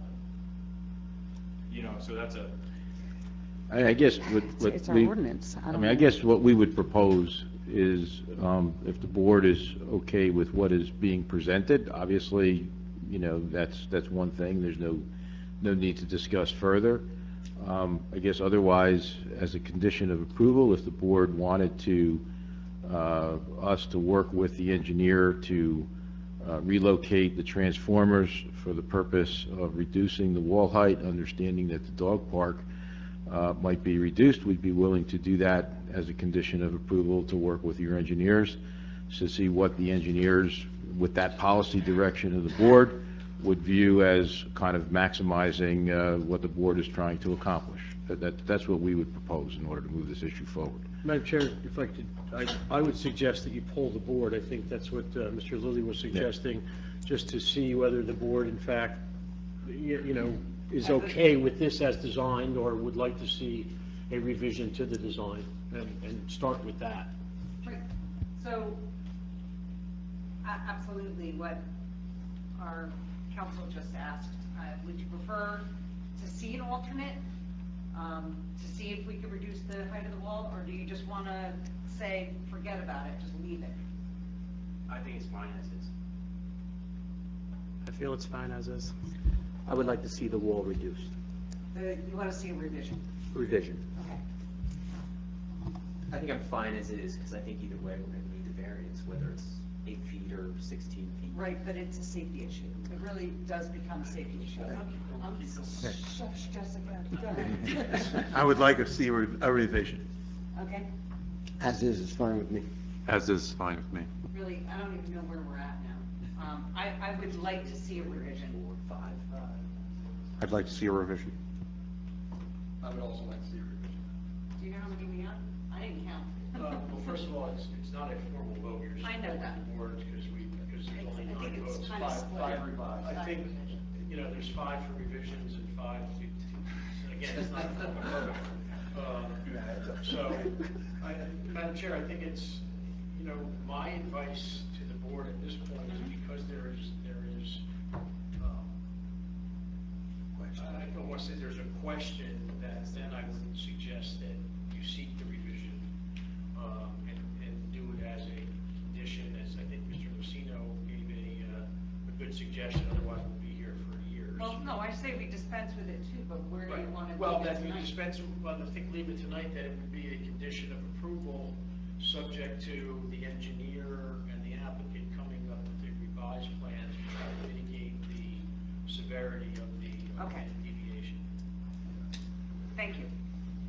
Let's move on, please. Madam Chair, do we want to provide any direction or guidance regarding the other retaining walls now that we know that there's a plan for fences directly on top of other retaining walls that You creates a height issue? certainly can. I mean, we do know that there are fences on top of those retaining walls, which again extends the height. What would you like, what would you prefer to see? I mean, why don't we go back to the retaining wall where the stairs are? I'd prefer to see where they could, if they can do horizontal offsets on the fencing. I think that again comports with the spirit of the ordinance. If there is a reason why they can't do a offset in the fence, then I would consider granting some relief, but there needs to be some statement from the applicant as to, or again, we leave this, we could leave this as a condition of approval as well, but I think that they should show in good faith, an attempt to do the offset. If we we will, go over to the stairs, you can't have, you would need a 30-foot fence. Would that be, go over to the stairs near the, I just want to understand the implications of the offset. So then, when you're offsetting the fence, right, back from the wall, you're losing usable land, right? Yes. So for all of that distance, you're losing that land. That land becomes worthless. You can't landscape it, you can't walk on it, you can't use it. Is that correct?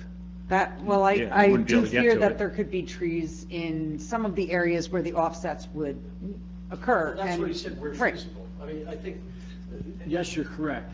Yes.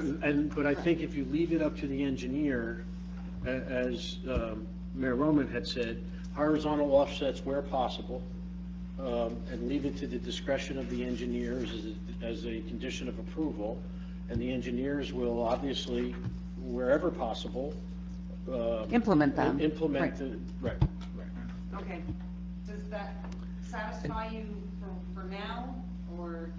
I would actually lean towards saying that we should have a preference of, no additional loss of vegetation as a result. Right. I mean, if it's clear space and they can move the fence, they should move the fence. If they've got to take out trees, I'd rather have the trees than the offset. Just, again, comply with the ordinance to the greatest extent possible. understood, we will do that. And And I believe in the past it was discussed that it was 3 foot and not 1 foot, for the reason of people can get in there and landscape it. You landscape it appropriately. I always remember that one. And by the way, that would then trigger a variance on B, but the variance would be conditional based upon the outcome of the discussion with the engineer. I would believe that our engineer and the applicant would work together to resolve this issue without adversely affecting the project. We will. So, you know, 300 units. Roll that. Okay, why don't we move on to, if we could kind of go through this a little bit more. With more brevity, site plan number, where are we? Where are we now? I think we're on page 7. Yeah. Site plan number 1, I mean, because I think that we've just dispensed with all of the potential variances and, Yeah, I think we're on page 7, site plan number 1. Yep. Mr. Savage, if you can just kind of briefly yeah. run through the letter here and the We'll take a and the quick break and we'll comments. come back after this for the stormwater, if that's okay with everybody. Sure. Okay. So this one just requests testimony regarding the approximate number of truck trips. So based on the numbers above for the export and import, you know, you would probably anticipate in the range of, say, 2,400 trucks, loads, which would take care of the export number, and maybe another 500 that would take care of the import.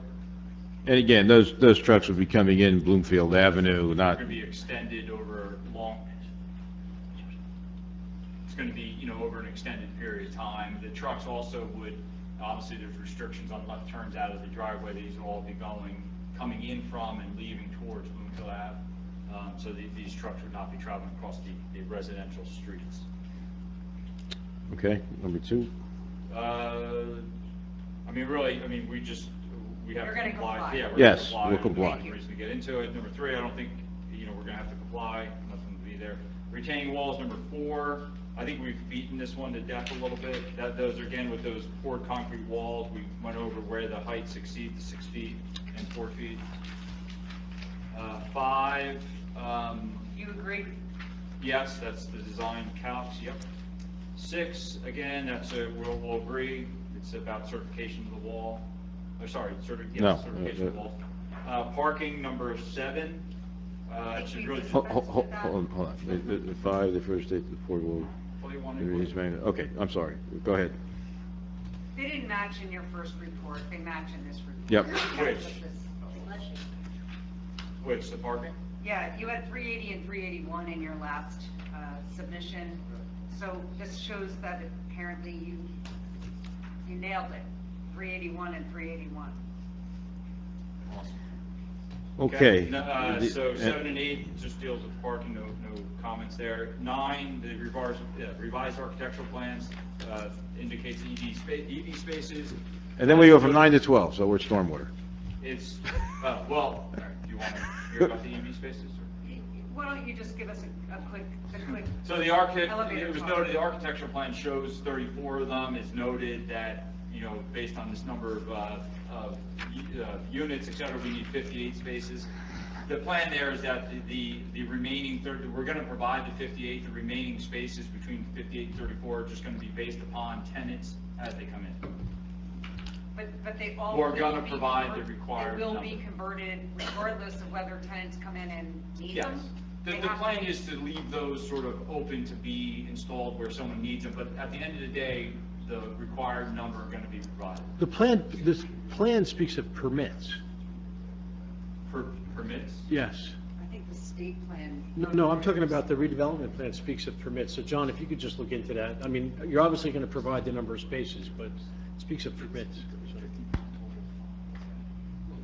They're providing 15%. That's our ordinance, but it's also the state ordinance that they just changed. So, yes. Okay. It's required that Yeah. whether there are residents that have an EV or not, that Yeah. the spots are made ready. 5%. By 6 years from now. Yeah. Or 6 years from the start And date. just to clarify too, the applicant here, they generally run, or they run the conduit to basically 100% of the stalls. And what I was just referring to is, they just don't show some of the stalls now because they want to have the flexibility, but they have committed to providing the number they need in accordance with the breakdown, the multiple years that they have to provide them. So your tenants are going to have assigned spaces, and as a tenant requires an EV Yes. space, then It could be wide. The conduit's going to be there, so the space can then be, it's not like they're going to have to rip up the garage to, or however they would install it. that way you're It's not going to be mix- there, the mix- conduit. would be there. mismatching, right? Correct. Correct. And we're going above what the plan requires in terms of putting in the conduit so that the infrastructure is in place to accommodate more electric vehicles. Why don't we come back to stormwater when we get into that in the next discussion? Why don't we just hit on utilities? Sure. Okay. Well, So- I mean, the utilities, we know right now that there's, the township, I guess, is putting on another well or doing some work on a well and is down two wells. The wells are currently offline. So, yeah, so. But it says the township's water system capacity to supply the demand shall be assessed and determined. Yeah, so we know they have a little shortage of water. If they need to buy more water from PVSC, then that we'll do that, but we'll approach the township on that, but that's a township issue. And then it clearly says under that applicant must comply. Yeah, I mean, it's really a township requirement. Yeah, must. Number 16, So, that just, again, they're talking about a hydrant test. We were not planning to do that until the wells are back online because it would make sense to wait for, So we will agree to do that as a condition once the wells are back online. Mayor, when are They're going to come back online on a staggered schedule, and it's probably still at least a year out. That's, based on the time, we have to construct mitigation systems. So I guess the question is, are we certain that we are able to supply less flow without we're buying an equivalent amount of water from our other water supplier to supply, so has the township actually said that this is an appropriate time to conduct a test, or is this an assumption on the applicant's behalf? it's an assumption on our part not to run it yet. We did have some preliminary discussions with the township regarding the testing, but, if the township or the board feels that it should be done now, we can do it now. I think it'd be better to wait. I think that what I would say is that the township's engineering consultants should answer the question as to whether or not the test would be accurate if conducted now Okay. or not. We'll agree as a condition of approval to do it, and we'll be directed by the township as to when we should do it. Okay. Good, because I'm not so sure, we keep talking about the wells. You're referring to a volume of water. I think what this is asking, or Matrix was asking, was more of a pressure issue. Yeah, they're interrelated. Well, no, because our wells do not supply pressure, our tanks supply pressure. Yeah. Our wells supply water supply, and they have pumps on them. Again, I'm not sure how the system works, but again, if the engineer wants us to do the test now, or the township wants to do the test now, we'll do the test now. Yeah, I think that's something that. Right, because the wells feed the tanks, Yeah, and none of the tanks are offline, just the wells. correct. His proposed condition of approval of the timing should be satisfactory. Yeah. Township will determine the timing. Okay. 17, this is regarding sanitary sewer and previous request for capacity analysis. As mentioned at one of the previous hearings, there were discussions with the township engineer regarding testing inspecting, I should say, cleaning and inspecting certain runs of pipe. That work was completed, and that report had the video inspection of those pipes had been submitted. I know the board engineer hasn't yet had the time to review that report, but that video was submitted. Quickly reviewing that, I didn't notice any sort of red flags within that video, but I'll certainly subject to the Well, board's review. Really, the comment And- that follows. I'm getting to is that. they're- Getting to that. Yeah. So the client also understands the request again for the meter testing, and so they're agreed they'll complete that 4-week monitoring in coordination with the board engineer, and so that's agreed to. Okay. This will be required prior to our recommendation at the Cool, township yeah. endorse. Yep, Okay. understood. Number 18? 18, we just had previously stated will comply. I don't think we need to get into that. 19? 19, same thing, we had stated that we would comply. This is about will serve letters. 20, Well, we'll request that we'll serve letters and we'll provide them as we get them. You don't always Correct. get them even if you request them. You've previously advised that those are challenging to obtain. yeah, and we can submit this, our letters requesting the same, but, yeah. Number 20 is, I think we had stated that we'll comply. I don't know, John, these are related to expensive developers. You may want to jump in again or something, but I don't know. I agree, you'll comply. Well, I mean, to the extent there's infrastructure improvements that are needed in regards to the project, we'll do those. That's what's in the agreement. To the extent that there are infrastructure improvements that are identified that would be nice to have, that are not necessary for our project, obviously, that's not something that the applicant would agree to. And B, are you covering B also? That's A and B. Okay, thank you. Madam Chair, I think what Mr. Inglesino is alluding to is let's see what the issues are. Right. And then we'll decide. Okay. Traffic, this opposite, okay, they're still reviewing some of the. Yeah, and there was a subsequent letter, the June 6th, that we'll get to next, that I think addresses basically, I believe when we get to it, it states that these traffic comments have been addressed, but we'll get to that next. I agree with you. Why don't we skip this particular Yeah, section? yep. Well, actually, It gets addressed in the June 6th Boswell letter. yeah. So all right. we'll Why get don't to we it. go If that- Landscaping, Sort of same thing. I mean, those, the comments that are here, we agree that we will make whatever revisions that we need to make, and on the next submission, that'll be These are done. conditions of approval Yeah. we'll agree to. Nothing in, I did let Mr. Encino know that there were some erroneous markings on Ms. Teicher's resubmission. You have the things, and they're listed here too. Yeah, those will be cleaned I think that up. they were just They'll be- minor they'll be cleaned up. oversights and different plantings that she had written Right. in her planning memo, her update memo.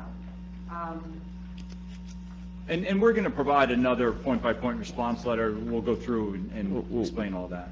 Landscape performance bond is recommended for this project. Would the applicant comply with that?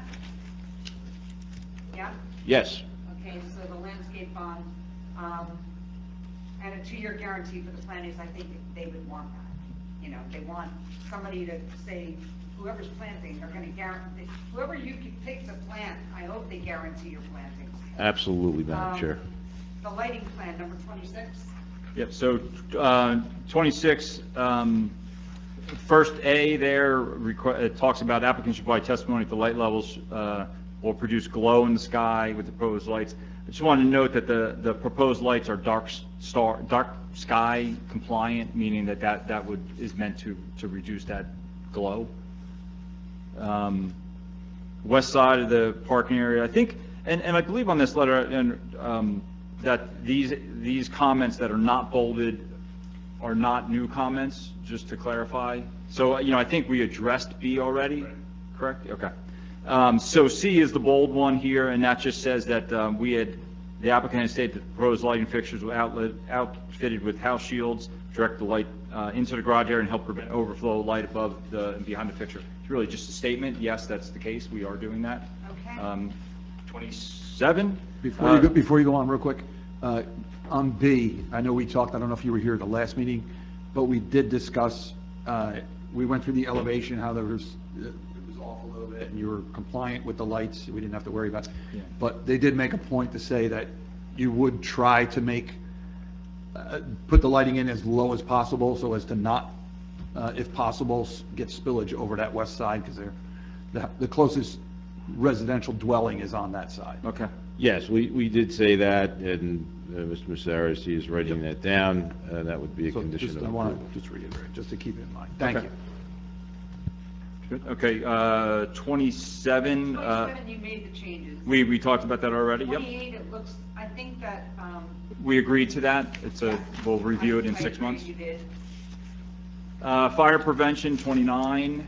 here, the comment here regarding the truck turning plan we submitted for the 48-foot fire truck. That truck, as it comes in that driveway, it comes up to that turn, and it does have to do a K turn or more than a K, whatever that letter would be. Now, again, just one thing to point out. One is that that driveway in a design, we could have just had a driveway directly into the garage there. So that drop-off area is something we're adding to help the site function. That wouldn't have been a requirement to have a fire truck be able to come up that and turn around. However, we did shape it as best we could for the fire truck. And that island in the middle there is also a mountable curb. So, the fire truck would have the ability to run over that curve as well. I don't show that in my truck turning, but it can. Yeah, and I think there was extensive discussion about that at the board meeting. We indicated that, if we had a variance. Austin Powers. Yeah, if we had a variance to go out into the setback, then they could make the swing around. So we've provided what we think is what the board requested. It was a reasonable balance between keeping the driveway out of the landscape buffer area. Exactly. And accomplishing as much as close to the fire department's request as we could. Yes. Yep. 30 has been addressed. You Yep. addressed that. 31, I think we addressed, that's basically just, well, I guess we added that, based on conversation with the fire official, we had added that 20 by 20 drop-off area. There's a comment here that it doesn't address the fire comments about an 8-foot stabilized path for pickup of specialized emergency vehicle to access the rear of the property.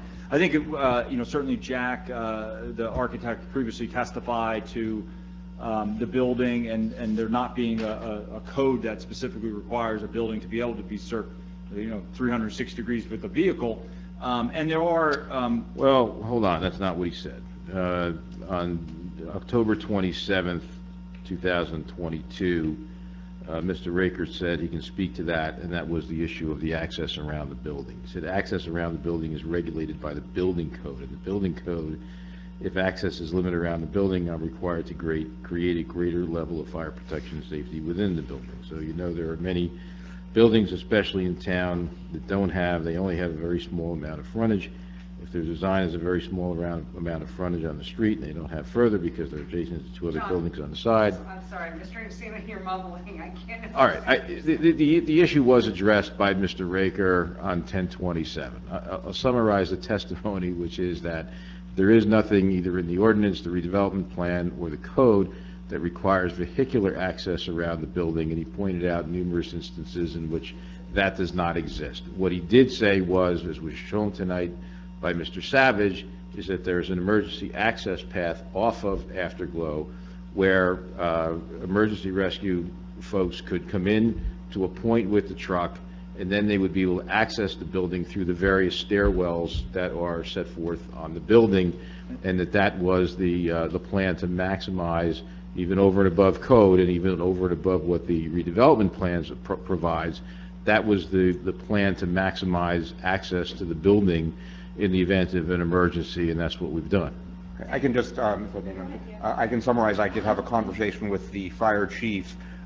His asks regarding this building was the ability to put the ladder truck on 3 sides of the building, if required, through the use of a mountable curb or other means of driving on some sort of surface, and then the ability to safely use ground ladders on the rear of the building without being so close to a drop-off that it would be unsuitable, and then sprinklering the garage. Those were the items from my conversation with the fire chief. Sprinkling the garage is on your plan set. So those are the only 2 other items that I wanted to ask about whether or not there is, whether you're meeting the fire department's requests, code being a separate item. I just would like to be able to answer to the fire chief. He asked me about these things. I'd like to tell him one way or the other. Yeah, I'm not sure. I mean, Mr. Savage, I'll ask you about the other 2. The first one regarding, a person accessing with a ladder, someone carrying, a ladder along the side of the building. The grades here, the max grade along this perimeter of the building is a 3-on-1, which is a typical sort of max slope you would do that's still mowable and walkable. And then there's sections of that are a fair amount less than that. These slopes here where you see that are tight down near the dog run, that's the 3-on-1 type slopes. These are a flatter slope. So, as we go around the building, you have areas along the building where a person carrying a ladder could get to those areas around this building. Down here on this south side next to that garage, they would, probably more efficiently, obviously, would come up onto this sidewalk area that's here between the wall and the building. So, I think in terms of a person accessing around the building, that they have that.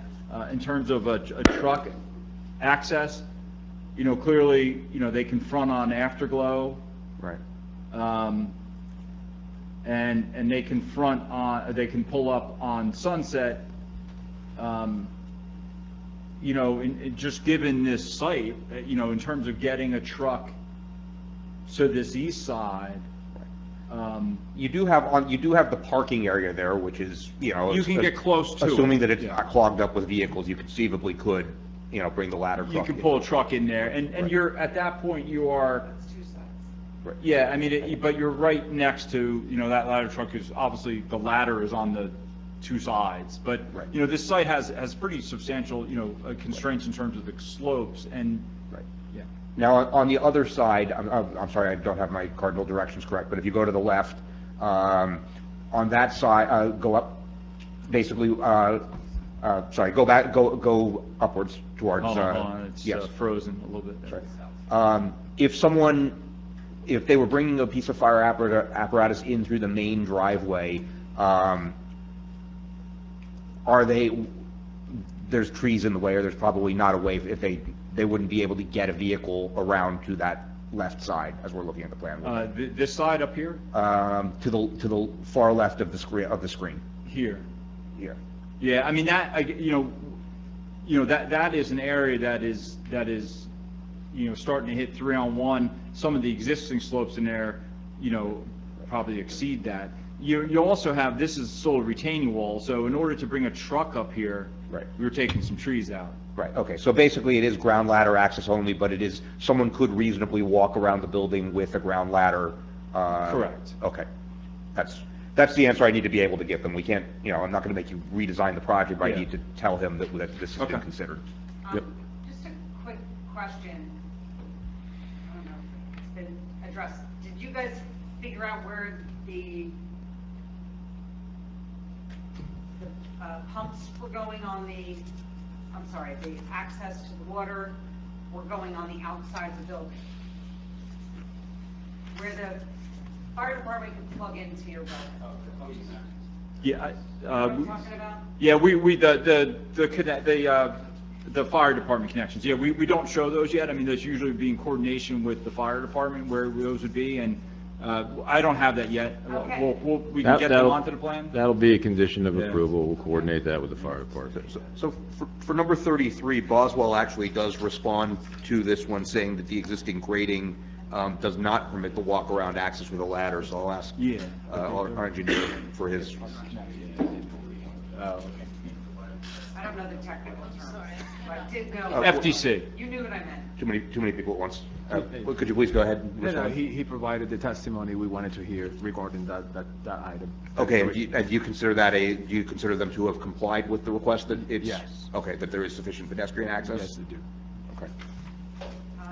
And, just to point out, we as mentioned, a condition about the fire department connections. We did also, at a discussion with the fire official, we did add another fire hydrant on the property. I know that's a different thing than a fire department connection, but just wanted to state that. At the time, the fire official didn't know yet also where he wanted the fire department connections out of the building, so we'll get them on. Looks like we addressed 34 as well. Hold on, 34 is, yes, that's the garage, I believe, Sprinkler. and also the building, the system 13, so, yep. And then signage, I think, it's all good. I mean, we just had stated that the signs will have backlit illumination, it's just stated, so I think we're good there. Okay, why don't we take a quick 5-minute break and we'll come back for stormwater stuff, okay? Yes. All right, thank you. We call the meeting back to order. Mr. Inglesino, would you please, really quickly, if anybody from the public have any questions for the applicant on the site plan portion, please come to the mic, state your name and your municipality, and ask your questions. Seeing none? Okay. My name is Chris Riley, and I live in Verona, R-E-I-L-L-Y. Thank you. And I wanted to ask a question about the retaining wall, the one that was by the transformers and the dog park. Yep. What are the implications of having that wall next to the transformers and the dog park relative to the sounds that those transformers and the dog park will produce, and whether that sound would then bounce back towards where the people live? I guess we'll just, I think that we didn't provide testimony with regard to sound. This witness was not testified as It's a true, sound- but he's asking, I But he's think, not a a sound relevant expert. question. How But he- loud are the He's transformers? not a sound expert. I wouldn't be able to answer, I can't answer that one. All right, Yeah. if you can answer, then hopefully then there'll be an answer at some point in time. Or hopefully, the issue will be mitigated by not being Exactly. surrounded by walls and maybe being surrounded instead by landscaping, so that the echo, is there anybody on the board that feels that they know anything about sound of transformers? Mayor Roman? I know a thing, I am not an expert, but I have a reasonable understanding of acoustics. Transformers, when they're new, are quieter than when they get old because the windings in them eventually loosen up, so they do hum a little bit. And solid materials are reflective to sound, with different properties depending on what the sound is, how loud it is, what frequency it's at. So conceivably, there could be some reflective effect from a wall. Being able to predict that would require an acoustician with knowledge in the matter specifically. So obviously, I think it would be, right, it would, no, I don't know. I'm just offering an opinion that yes, if you put something loud right in front of a wall, yes, it could echo. How far away, how loud, how annoying, we don't know. Someone could figure that out, but I can't. Short answer. And the other question I wanted to ask was relative to the first point that you brought up about the 2 parking spaces that were within the buffer area. No, not in the buffer area, Oh, in the setback. Setback. the setback area. Further I'm away sorry. from the buffer. Yes. And you had mentioned that those are currently used right now, which I believe they're used by teachers' cars or administrator cars who park in that lot. Are they going to be used by trucks? Two things. One, to clarify, what I was referring to is the fact that there is an existing parking lot in that area that is actually closer to property line. So not, those particular stalls are not used. I was just pointing out that there are currently parking spaces that are actually right up to the property line where we are set back from that.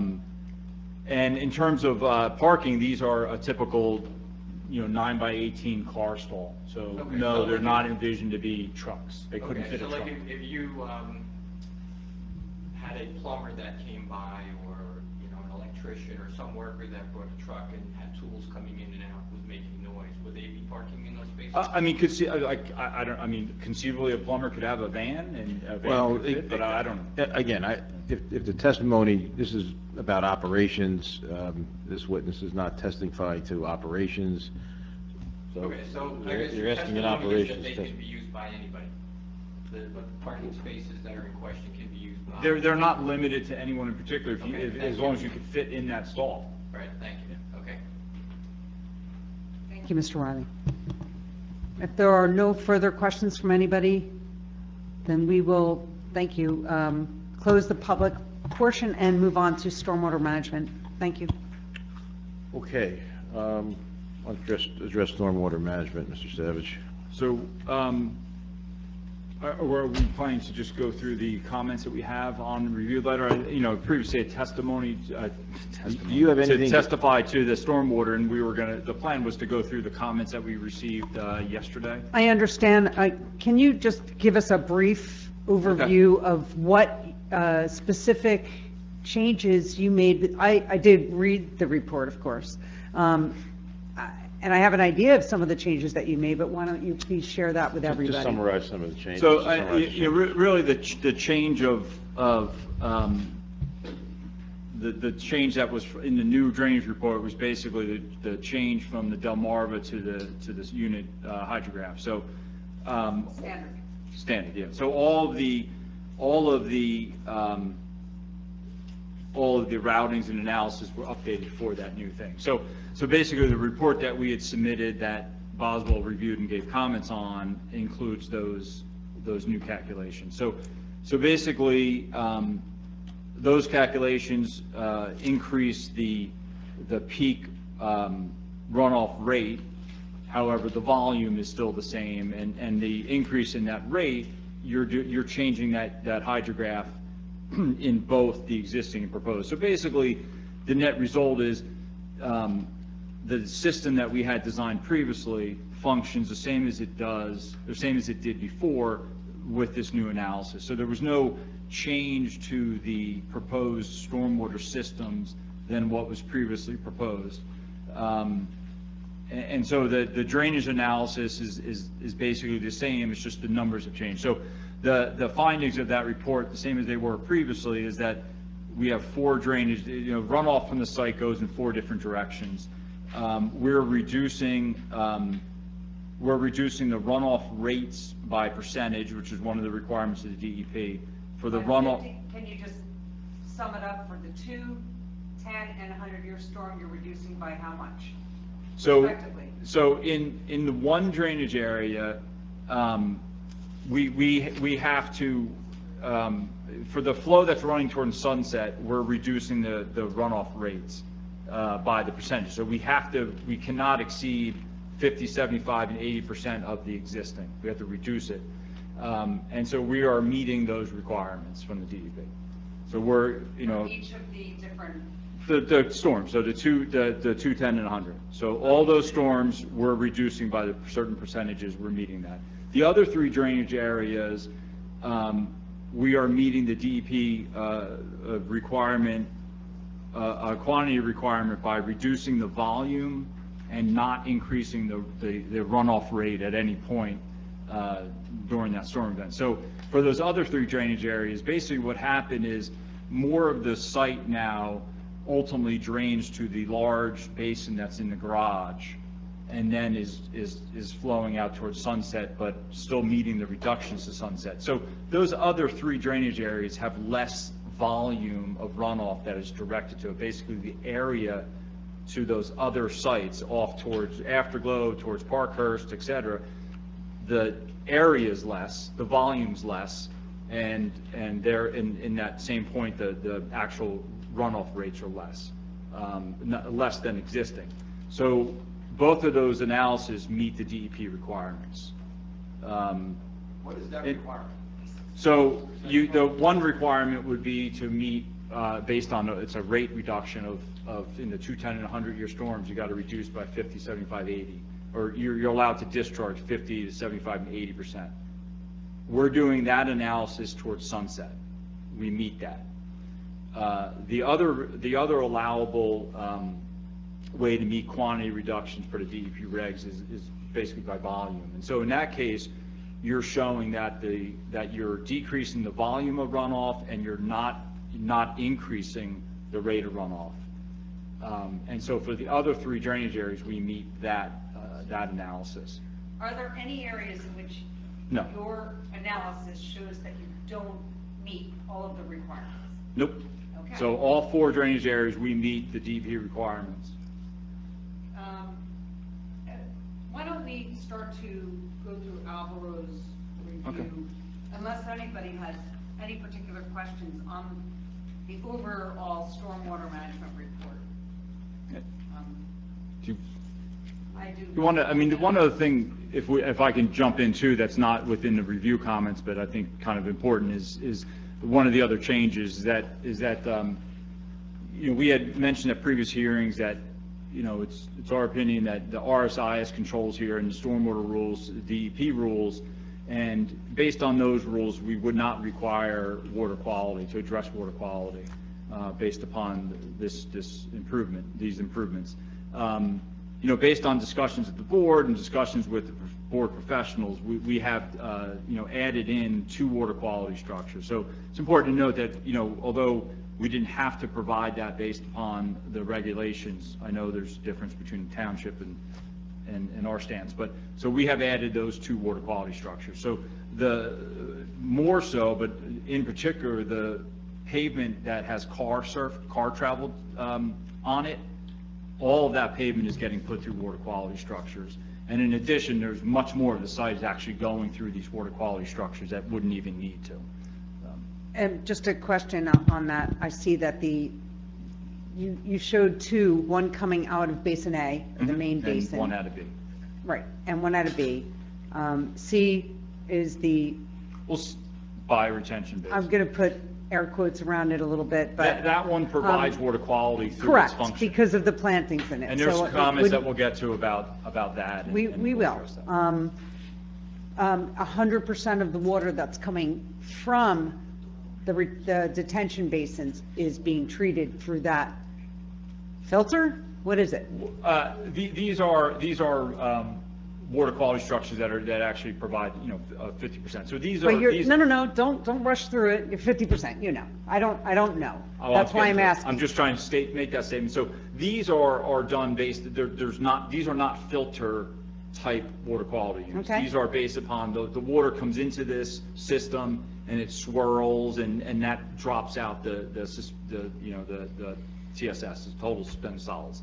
So these don't have filters, and so there's not the maintenance of changing filters every X amount of months or year or whatever they are. Where But does the deposit, it settles in the bottom, and you have like a vacuum truck, or So you have you a have a truck that clean comes out. in and cleans them out every X amount, but they're not a physical, it's not a filter that needs to get replaced, it's a accumulation of stuff. and this will work in the heaviest of heavy storms? They're with- designed, we provide the manufacturer the. I'm asking a Yeah. simple question. Will this I'm trying to actually be answer the question. effective in a Yeah. heavy storm? Well, again, the water quality structures are for the water quality storm. The higher storms are a bypass, you know, so Okay. you don't provide, water quality is provided for the water quality storm. It's the So the small answer is storm. no, in a heavy storm, it wouldn't necessarily be implemented at its full impact. You don't, that's just not how you design them. You're designing this for the frequent storms. That's the small water quality storms. Those Okay. are your most frequent storms where that first flush, where you're gonna have the contaminants, that's a normal Yes or standard no? practice. Yep. It's just, that's the standard. It was just a question, and Okay. the answer was no. Okay. Alvaro, would you like to go through your comments? I think maybe we go through them and, if you want, I mean, just because, you know, some of these I think we can answer Okay, all right. with that. Go over it and then we discuss. Yeah. So, the first comment here, number 1, was concerning Basin C. That's the bioretention basin to the south of the building. So, the comment here was, in the HydroCAD calculations, basin was input as detention basin, and since the outfall discharge is located above ground without the Could you just slow down a little bit? However, since the outfall discharge is located above ground, without knowledge of the percolation rates through the basin layers, it's not possible to know if the detained stormwater will remain in the basin or discharge through the overflow and thus not work as intended. So, you know, we did have some conversations with the board engineer to kind of clarify some of these comments. The basin that we have here has an underdrain system. And so the water that's directed to this basin, you know, percolates through that soil profile, gets to the underdrain system. So the outlet of this system is underground, not above ground. It goes to Basin A? Ultimately, yes. And so that's after it being filtered. Regarding the comment concerning percolation, you know, the way this basin is currently designed and analyzed is per the DEP's best management practices, where you have to look at the soils and you input it into HydroCAD based on porosity. We had some discussions about looking at the perm rates and such, and so we'll address that with the engineer. These basins are designed with a specific soil profile, which is that layer from the surface down to the underdrains. The DEP, the BMP sets specific requirements for that material that, you know, ensures that that material allows the water to percolate through it and reach the underdrains. So we'll have that discussion and response with the board engineer to describe that. But the basin as itself, you know, functions as a bioretention basin. Regarding the potential concern of overflow, we right now, even up to the 100-year, the water elevation in that basin doesn't reach the surface. It comes into that basin and soaks in and goes out the underdrain. What we're going to do is we can install an orifice, a small orifice at the bottom of that outlet structure, down at the bottom of the surface level of the basin. I think that would help alleviate some of the comments from the board engineer, but we'll go through that with them and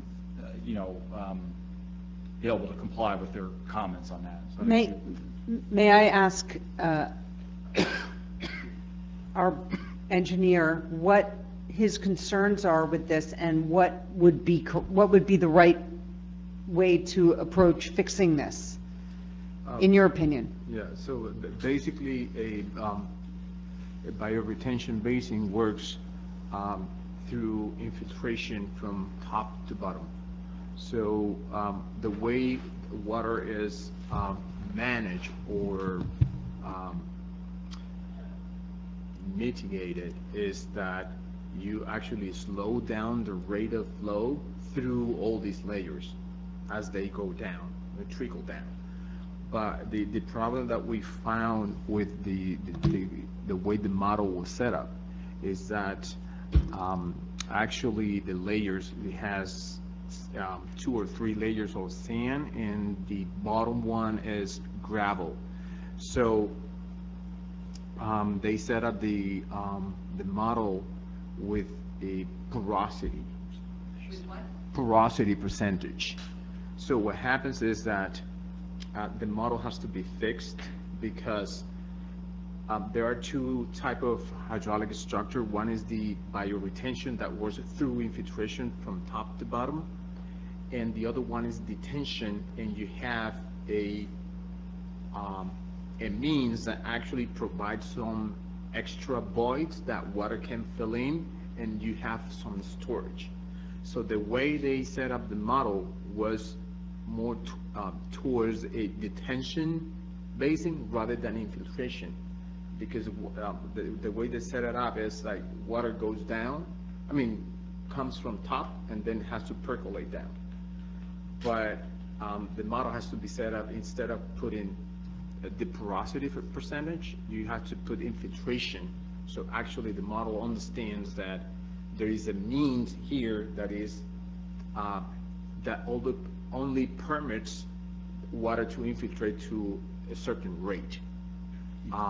So you need to switch porosity percentage and change that to permit. And we can have the discussion. I mean, as mentioned, you know, the way it's set up currently is set up per the DEP's best management practices, which they utilize porosity. And the soil layers are specified specific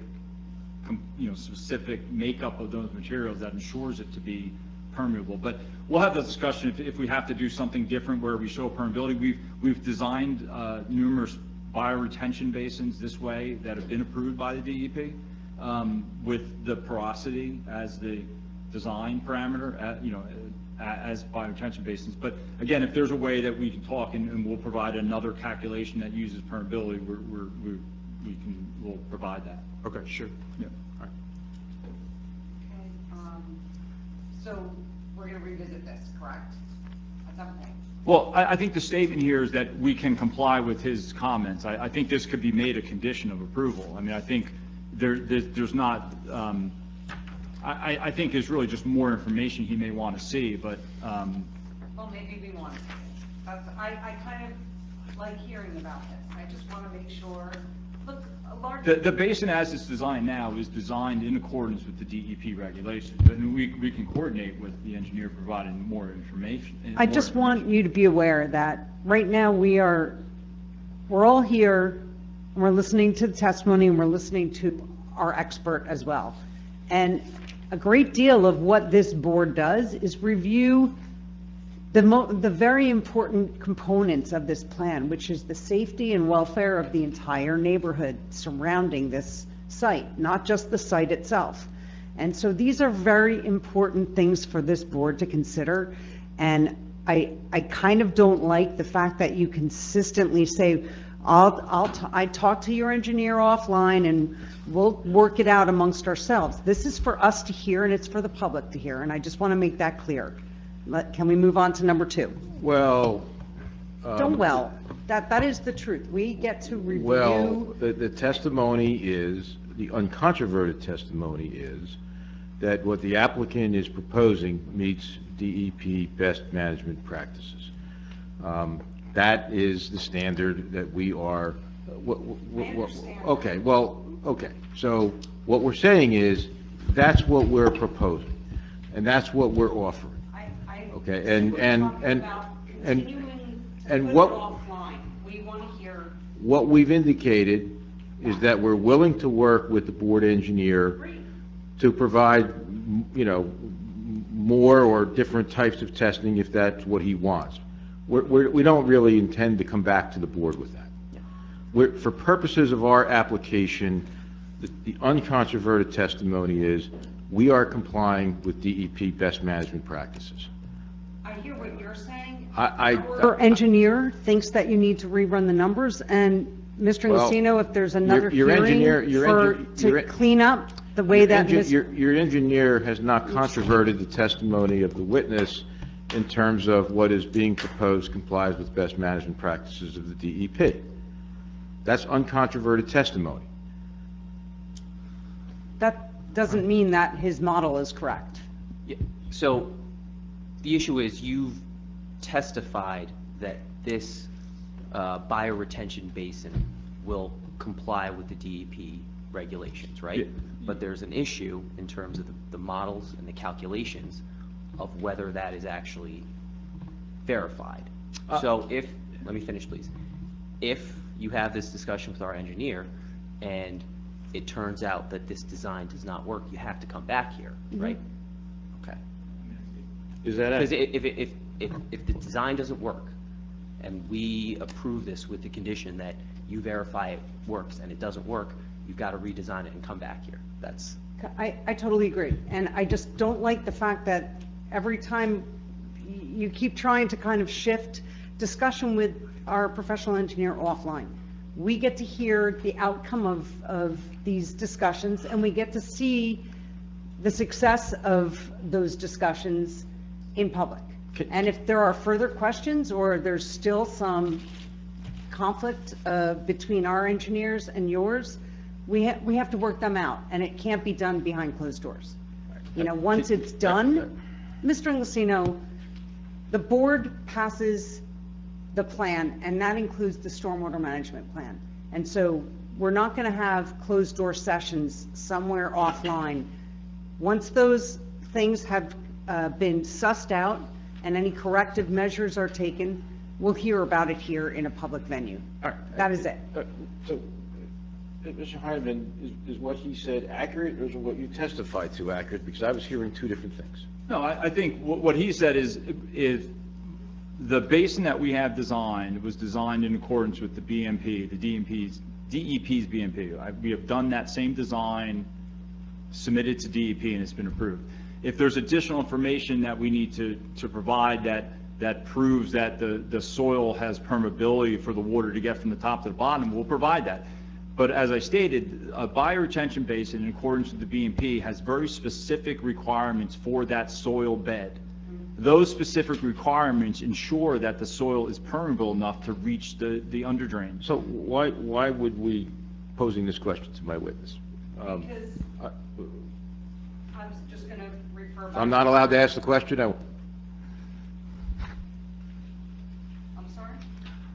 I'm not allowed to ask my witness the question, I won't. No, of course you are allowed to ask for witness questions. Okay. Why would, or is it appropriate to require more or something different than what DEP best management practices are with regard to the design of the biotension basin? Again, the basin is designed in accordance with the BMP rules. The board engineer had requested some additional information, and I felt that it would make sense to provide what we could. Okay. But I don't think it changes the design. It doesn't change the design. Talking to a layman.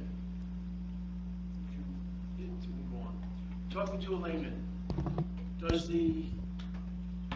have you made assumptions that you have used that have not necessarily been qualified or proven?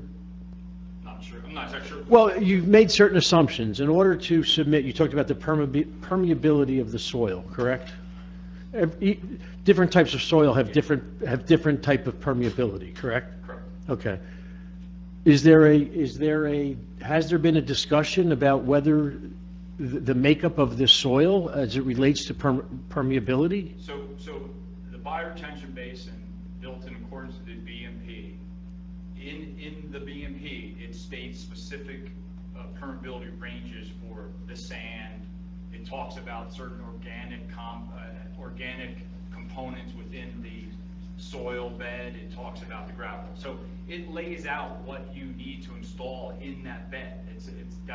That soil bed isn't the soil on the site. It's a specific mix. I said I'm a layman. You just explained that to me. It's a specific mix created for a bioretention basin in accordance with the DEP regulations.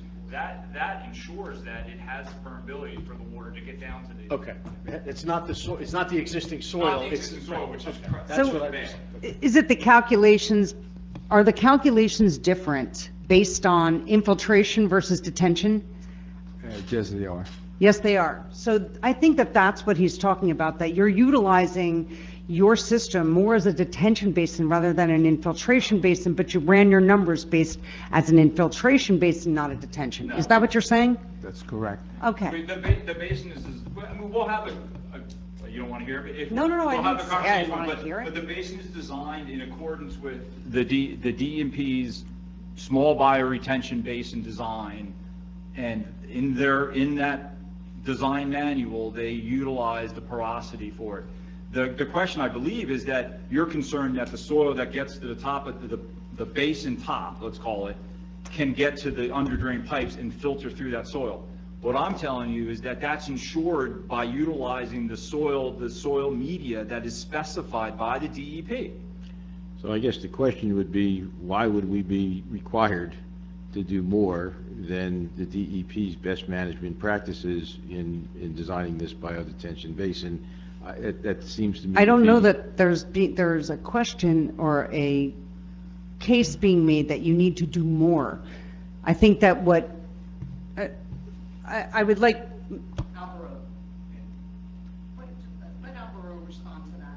So the point is that, actually, I mean, infiltration basins and detention basins, they work differently.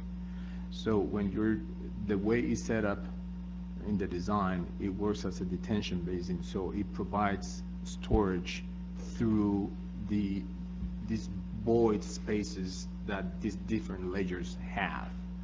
But that's not the way the bioretention works. The bioretention works is that water is coming from top to bottom, so he needs to demonstrate that the infiltration rate of all the layers that he's proposing are going to allow water to percolate all the way down through the drain pipe that he has at the bottom, so that water cannot get stagnant on top and then.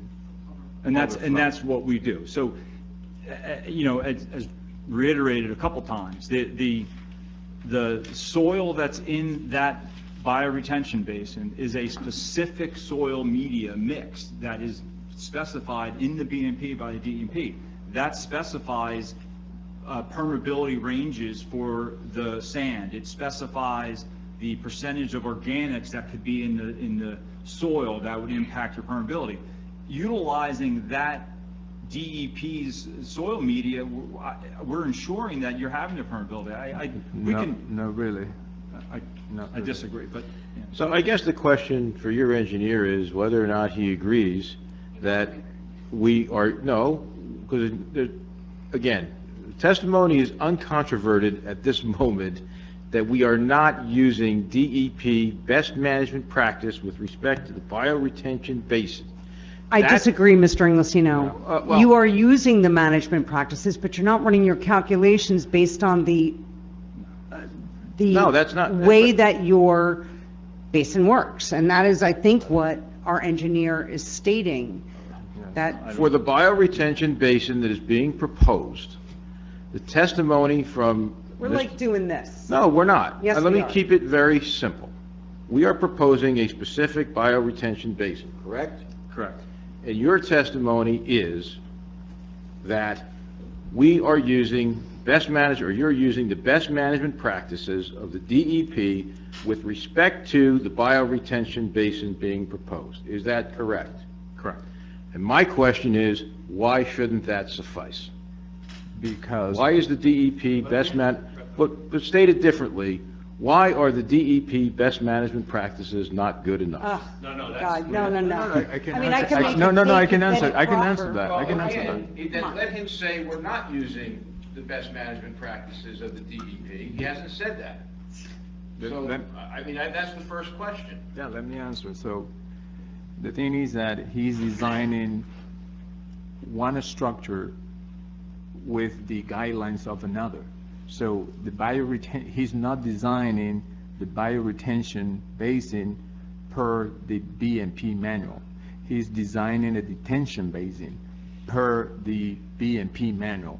So it's kind of, the way you're designing this is like kind of a hybrid between bioretention and detention, or it has to be either one. So you design this as a bioretention, only the means to evacuate water is going to be entirely through infiltration from top to bottom, or you're going to design this as a detention basin where your main mechanism is to fill some available storage to attenuate the peak flow and then let it go to the outflow. So the answer is he's designing a bioretention basin as a detention basin. Basically, he's mixing the guidelines. The design we have is based on the small bioretention basin section of the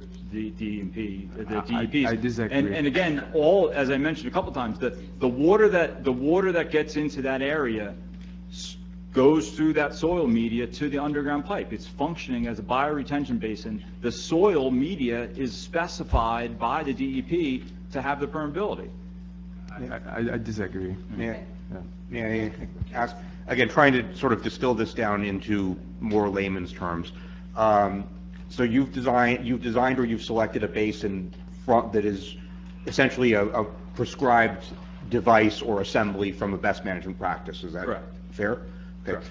Now, I think where the question leads is that if you've then run calculations for the larger system of the entire property and the remainder of your system, and you've set up your model with a different mode, then how does that affect the calculations for the overall property as a whole? You may have properly designed this basin according to best management practice, but if you've created a model that's showing the property as a whole, and it's been set up as a detention basin rather than, or as an infiltration versus detention, is that going to affect the rest of the calculations on the property is where I'm... Yeah, I mean, all the water that outfalls from this basin, which goes through the basin into the underdrain, flows into Basin A, which is the basin in the garage, and is all the flow out of that basin is meeting the percentage reductions from the DEP. So this basin was added to provide some green infrastructure and water quality. So all the water that goes into this basin goes to the other stormwater basin B, and is reduced quantity reductions are provided through that basin. So it wouldn't. The water that goes in that basin gets to another basin and then is reduced. Then I'm going to ask our engineer, if in fact they've made an error in setting up their model, what is the practical effect? What does that error actually misrepresent in the model? Because we don't know whether the layers that he's proposing in his bioretention basin actually have the permeability that will allow water to infiltrate at the velocity that we want to evacuate the outflow. Okay, so if they don't, let's assume that they put a soil that does not percolate at the appropriate rate, what happens? It's going to overflow. The basin itself will then Yeah. overflow back onto the surface. Yes. Okay. Didn't he testify that you would put an orifice to prevent Yes, that from correct. happening? And if I could jump in, so what I had mentioned earlier, might have just kind of go through, is so currently now, and again, I'll reiterate once again, in terms of the permeability of that soil media in that basin is specified in ranges by the DEP that ensures that it has a permeability rate, so that water gets to that underdrain. Second part is that we discussed adding an orifice at the bottom of that basin, which would act as an emergency outlet. So currently, even through the 100-year, all the water in that that gets to that basin, and it's a small drainage area that gets to that. The majority of the site doesn't even go here. That water soaks down, and when it backs up into that soil, it never reaches the surface of the basin, meaning the water that gets to that basin is within the soil. So can we? So what we're going to do is, if it were to fail, we'll have an orifice now at the bottom of the basin, meaning at the surface of the bottom of the basin. So any water that did back up into the basin would go out that orifice and go where it would go the other way, which is to basin A, and get reduced. So in a failure, it functions the same way. One moment, please, just a follow-up. Are you familiar with this concept of a prescribed soils mix or pre-designed assembly for the type of basin that they're discussing? Yeah, but the thing is that he's again, the basin is designed as a detention because he's using in the model the porosity, not the infiltration rates. That's the whole point. So I disagree with you. You're mixing concepts. No, between detention. I disagree. So. And again, what we agreed to do, if we added in an orifice at the bottom of that basin, if that basin failed, the water would go out of that basin into the other basin, which it does in the current design. So even if the basin failed, it functions the same way. It just doesn't provide water quality during that type of event? Yes, which again, the areas that get to that basin, Quantity is not being served either. we don't, yes, it is. Quantity would be served by the Quantities be larger... dealt in Basin A, which is how it's done now. That basin we have now functions only for water quality. And and that's added to add some green infrastructure. The areas that get to that basin are grass areas and the patio area in that one open patio area, all clean, impervious. Doesn't even need to be water quality. So that it's, even if... So I'm trying to get to the practical, what do we do here? Because I've got dueling engineers right now. Let's assume that that the board engineer is correct, and that the model was incorrectly input, and you have to go back and make a change. What is let's assume you have to, that the soil mix has to be changed. Let's say it's impervious and the water can't get into it. Correct. What we're going to do, instead of allowing it to pond up, we're going to put an orifice down at the bottom of that, at the surface of the basin, right? Is this a new suggestion that you're making, or you already did put this? I got the comment yesterday, so we couldn't have done it that quick. Okay, We so- ran it in the model. If I could finish, so what we would add is an orifice at the bottom of the basin. So if that system were to fail, if that surface didn't infiltrate, didn't allow water to go in the ground, water would go out of that orifice and go to where it goes now, which is Basin A. And Basin A already, as we discussed, provides the required quantity reductions. This basin isn't needed for quantity reductions. It isn't even needed for water quality. Okay, one second. Now let me get the contravening view. So let's assume that they've misdesigned this and that in a revised model run, it fails. What is the effect on their design? What would they have to do to fix it? I mean, the thing is that if they have not demonstrated that actually the basin is able to percolate down water. How you say that? It can't, so. But let's assume that happens, how do they fix it? In the design, what do they actually have to do? Actually, they need to actually set up the model, Right. put in the infiltration rates. Actually, we discussed that, the first Right. hearing that I was here, that I asked how the model was set up. The infiltration rate that you set up in the model, I think that we discussed that.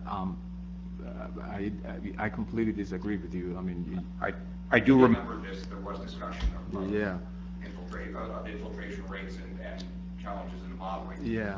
Yeah, but again, if we added the orifice at the bottom of the basin, and that basin, if that soil media didn't allow the water to perk through it, the water would go out the orifice and go to Basin A, which provides quantity reduction, and the discharge from Basin A actually goes through a water quality structure. Again, this basin is there to provide some green infrastructure, but it's not needed, Can I just ask a question? Well, doesn't the orifice solve the problem? The orifice is, that I'm just asking the engineer. undermines the whole I'm asking the concept. engineer. I understand what you're doing. I'm asking the engineer. Doesn't the orifice solve the problem?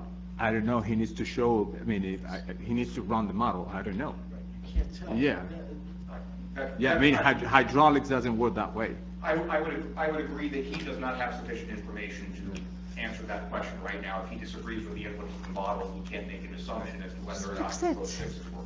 What's the big, I don't Well, understand. I'm trying to figure out whether this is a showstopper, whether this is negotiated between engineers. What, I don't understand the pushback of looking at running the numbers differently. If we have to add an orifice, you're almost basically saying, it's going to fail. It's going to fail and I need an orifice. Alvarez has something to Well, say. Actually, what, I agree with you, so it's that if you need to redo the design, you need to show up again and testify. I agree with you. Well, let's take a step back, because we're doing more, are we not, than what the RSIS requires? again, Can you- Infrastructure is mandatory. and And that's barely green infrastructure. You know that because you testified that it's not really green infrastructure, and now you're adding another pipe to go into a concrete detention basin. which is fine. So, Again, the basin it's not green itself- infrastructure. Yeah, it is, it absolutely is. The basin fund, I think we'll have to have another discussion, but the basin is designed in accordance with DEP, the DEP's BMP. But we haven't established that that's the proper design for this project. I think that's what. No, well, I mean, what It's we. properly designed, but we don't know whether it's the right design. Yeah, I mean, clearly, we're gonna have that conversation, but the basin we have here is designed in accordance with the small bioretention basin, but. I can design. Now, you have to get DEP permits, right? Mr. Savage? No? No. Okay. So DEP's not gonna review this to Not on this, confirm not that for this. stormwater, we have TWA water, Okay. but no wetlands or flood hazard or any of that. Can I ask a question to try to bring the practicality back to this? So Hurricane Ida happens, can you testify currently, based on your design, how it would handle that amount of rainfall? If, in the current design, if the basin, if it failed in terms of the permeability of that soil, the water currently would fill up and reach a point where it would go out of either our overflow grate or go over the retaining wall there and then flow down. Let me ask the question a little bit differently. Have you run the model with a rain event like Hurricane Ida? Can you testify to the effectiveness We of run that? to what we're designed to, what we're required to, which is the 100-year. And so in the 100-year, again, there's this drainage area to this. basin is Can very you small. attenuate the models to do it that way?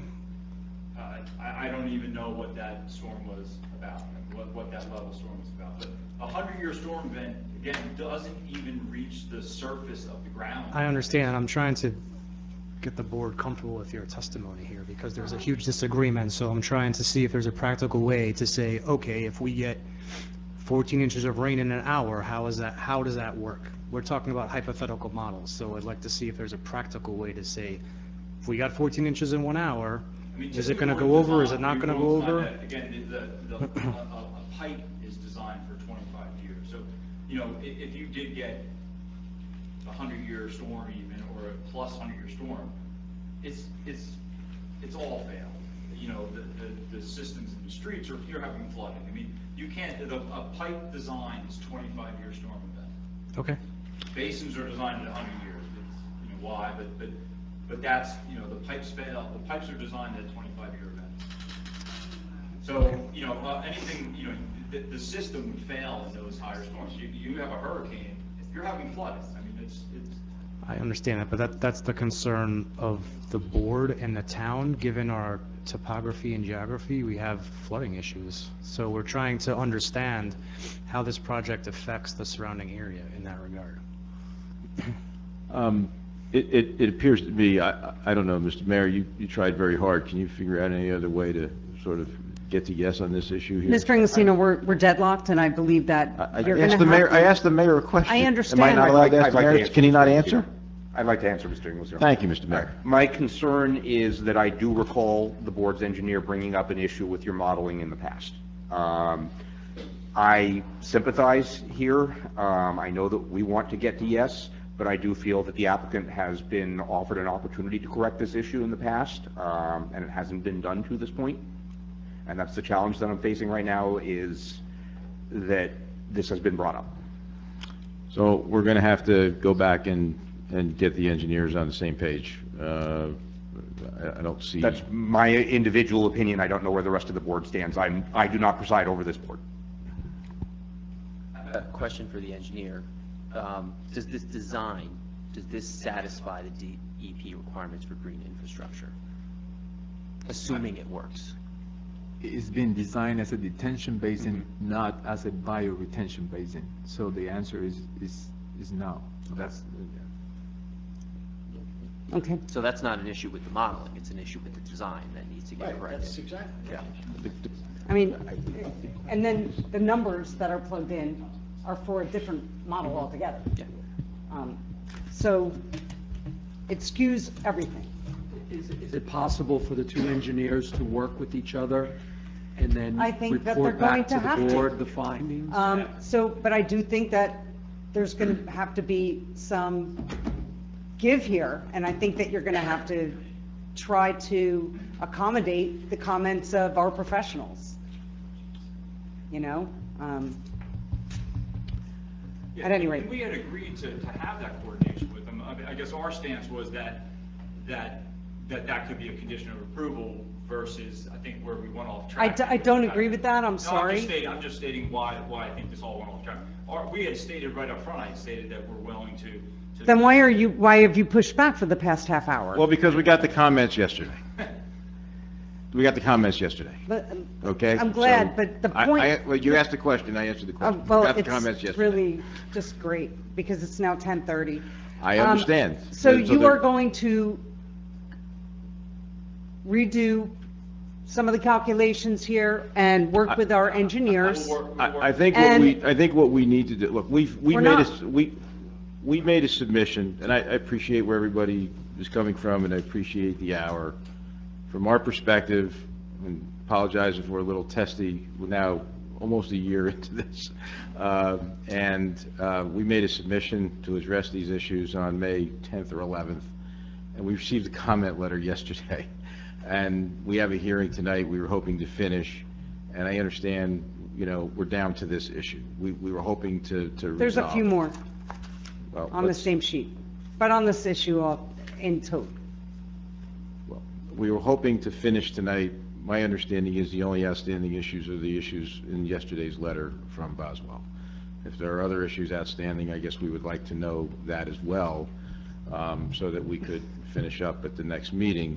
Between now and then, obviously, we will need to arrange for some dialogue between the engineers so that they can get on the same page in terms of what is green infrastructure, and how do you satisfy green infrastructure, so that we can have a meeting of the minds on that in a way that makes sense. I will note, again, that everyone's view of these issues should be guided by the settlement agreement, should be settled by the fact that Verona has already found that this property is suitable and developable for this project. So when we're looking at practical solutions, we have to do that within the context of what the settlement agreement provides.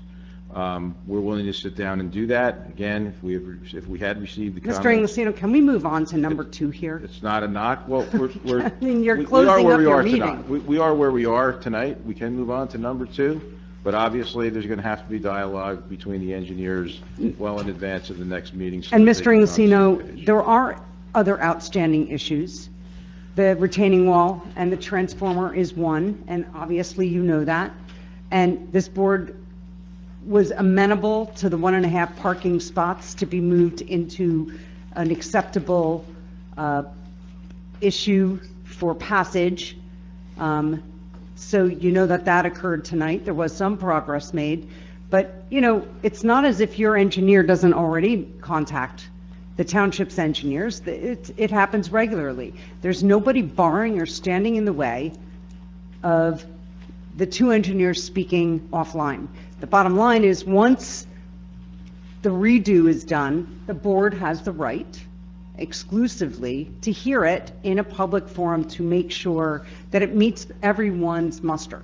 And that is just what a planning board site plan review is, and that has nothing to do with an agreement. Stormwater management is stormwater management. The developer's agreement and the settlement agreement with the state would never override the public safety provided by stormwater management. So why don't we just move on to number 2, Appendix B, Stormwater Management Report.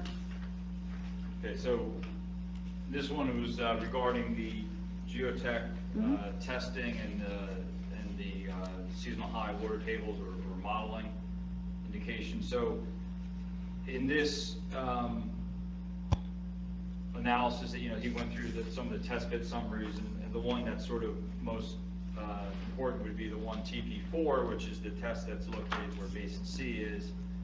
He's indicating modeling at 3 feet. We had to utilize a little deeper of a value, but if we utilize his 3 foot of modeling, we would have to just adjust the bottom of our basin a couple inches and we would comply. So what we had preliminary discussion, we'll just revise the basin to comply with that 1 foot separation.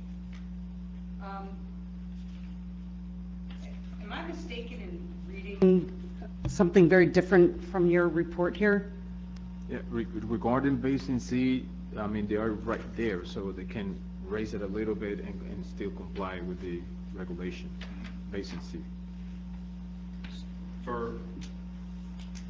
So for the other 2 basins, in those locations, the seasonal high is relatively shallow, and again, based on the building of the building and the locations of these basins, they're both would be well below what the elevation of seasonal high would be. In this case, you got to remember that there's a building now in those locations, not the water table. And both of those basins are sealed. They're both wrapped in an impermeable liner. There's no water able to get into them. The concern I would have, which would be flotation potential, which we're going to talk with the manufacturer in terms of just getting it strapped in concrete to hold them down if need be. So is this compliant with the BMP manual? In what way? The basins are designed in accordance with the DEP stormwater. No. That the bottom of your basin shall be 1 foot above the seasonal high water table. And that requirement is related to surface basins or an infiltration basin in the ground. These are sealed basins. The concern with the DEP in terms of the groundwater separation has to do with the potential for groundwater to get into your drainage system and take up volume. This couldn't happen in this scenario. These are sealed systems that can't happen. So the concern would be flotation potential. I defer. Yeah, but basically, it's also, also applies for underground, as I can pass you this. No, I know that, but I'm saying is so underground, what type of So basin? the concern is not only water going into the detention basin, is also probably affecting the the groundwater pattern or flow. So that's something that probably we can discuss and have an agreement, or probably you reduce the depth of your basin. That's something that we can further discuss. So we'll have that discussion, and yeah, we can have that discussion. Okay. Does anyone have any questions about this? Just a little, like, almost 20 feet below the seasonal high water table. So it's a little concerning. What about the displacement of the water? And what about, And this is a seasonal high, and this site, is based on all these geotech tests. I mean, there's shallow bedrock and all these things. So a lot of this, these indications aren't, we're not finding groundwater at these elevations. You're finding in some of these cases, modeling. And so, that could be created from a perched water situation. So I do think, we can have our geotech, look at the testing that we've done further, but you can have that same modeling, which is staining of the soil based upon a perched water table, meaning some water gets trapped above the bedrock. but it says in the BMP manual that where modeling is seen, that is where, if you are not doing your test pits between July and April, that modeling would be construed as the only other indication of the seasonal high water table at another time of year. There's also times when, But we have to rely on the BMP manual, right? Please. No? So there's other times when you can look at the conditions for geotech in terms of what the water condition is. But regardless, in certain tests, in certain locations here, even with the building, you're excavating in some areas 20 feet down in the rock. So, as brought up is, we may have to have the conversation about the hydrology of the site is when you take away that rock that conceivably could have had water in it, then we have to look at that surrounding hydrology. Alvaro, what do you think has to happen here? Yeah, I mean, I would like to further discuss that in terms of how the possible impact with the groundwater pattern flow might be affected. So that, we're going to have that conversation. Now, we heard that specific comment's not in the letter. We heard that today, concerned about the impact on the hydrology. You might also discuss how you pin, excuse me, you might also discuss how you might be pinning down and how you're going to pin down to stave off flotation. Yeah, we've already How you contacted the would, manufacturers to find out if we need a design, I'm- what kind of design. and, That- you know, that's what, a- That's a technical, I mean, it's a constructability thing, it's not a design issue, in the sense that it's stormwater design, routings and such like that. do you want to move on to 3? We can, I would just respectfully ask the board engineer, I just want to confirm, do we have all of your comments? I'm serious, I want to make sure that we, So far. well, So far, we've been having certain agreements on to discussing further and further analyzing the model, and in terms of the seasonal high water table, going to further discuss the possible impact with the groundwater flow pattern having this basin underground. I'm hearing that came up on the call today, but was not in the comment letter. I think at this stage of the proceedings, it's fair for us to know that we have all of your comments, or if we don't, when we will have all of your comments, because it's frankly prejudicial to the applicant to continue to learn of new issues or new comments as we go along. So I just, if we'd like a representation as to whether or not we have all of your comments to what has been submitted, and if we don't, I'd like to have a net representation as to when we will have your comments. No, these are the comments that you're having. So what we're discussing actually is a consequence of having the seasonal high water table, I mean, your basin within the seasonal water table. But, I mean, you do have all the comments. Okay, thank you. Yeah. I appreciate that. I mean, we can continue to discuss if you'd like, Madam Chair, number 3. I mean, mean, you may as well touch on 3 and 4. Sure. And then we'll adjourn and reconvene on all of this, you know, with maybe an update of some sort, on the 22nd. And so number 3 had to do with the stormwater quantity analysis. So the analysis that we had prepared, and these tables kind of take out only the CFS, but as mentioned earlier, we have 4 analysis points that we were looking at, and in 3 of those, we are meeting the DEP requirement for quantity reductions based on volume. The other one we're meeting based on runoff rate reductions. And so, in a conversation earlier today, we were talking about adding some additional language to the stormwater report to sort of spell that out more clearly. But basically, 3 of the 4 drainage areas we're meeting, utilizing the requirement about volume reduction, and the other one we're meeting based upon the percentage reductions of the runoff rate. So the design complies with the DEP requirements. Maybe we've got to add some language to sort of spell that out a little clearer, but Numbers just gotta tell the story. I mean, if the numbers aren't showing the proper reductions. no, the numbers show as I mentioned, the report shows the reductions. Again, the reports do. Yeah, I mean, it's basically what you say is correct. I mean, you need to add some language into the report. Say, for example, the drainage area 1, we comply with DEP requirements based on, say, Blah, blah, blah. NJAC 7A. You know that there are three conditions, A, B, or C, or 1, 2, or 3. Yep. Yeah, that's it. Yeah.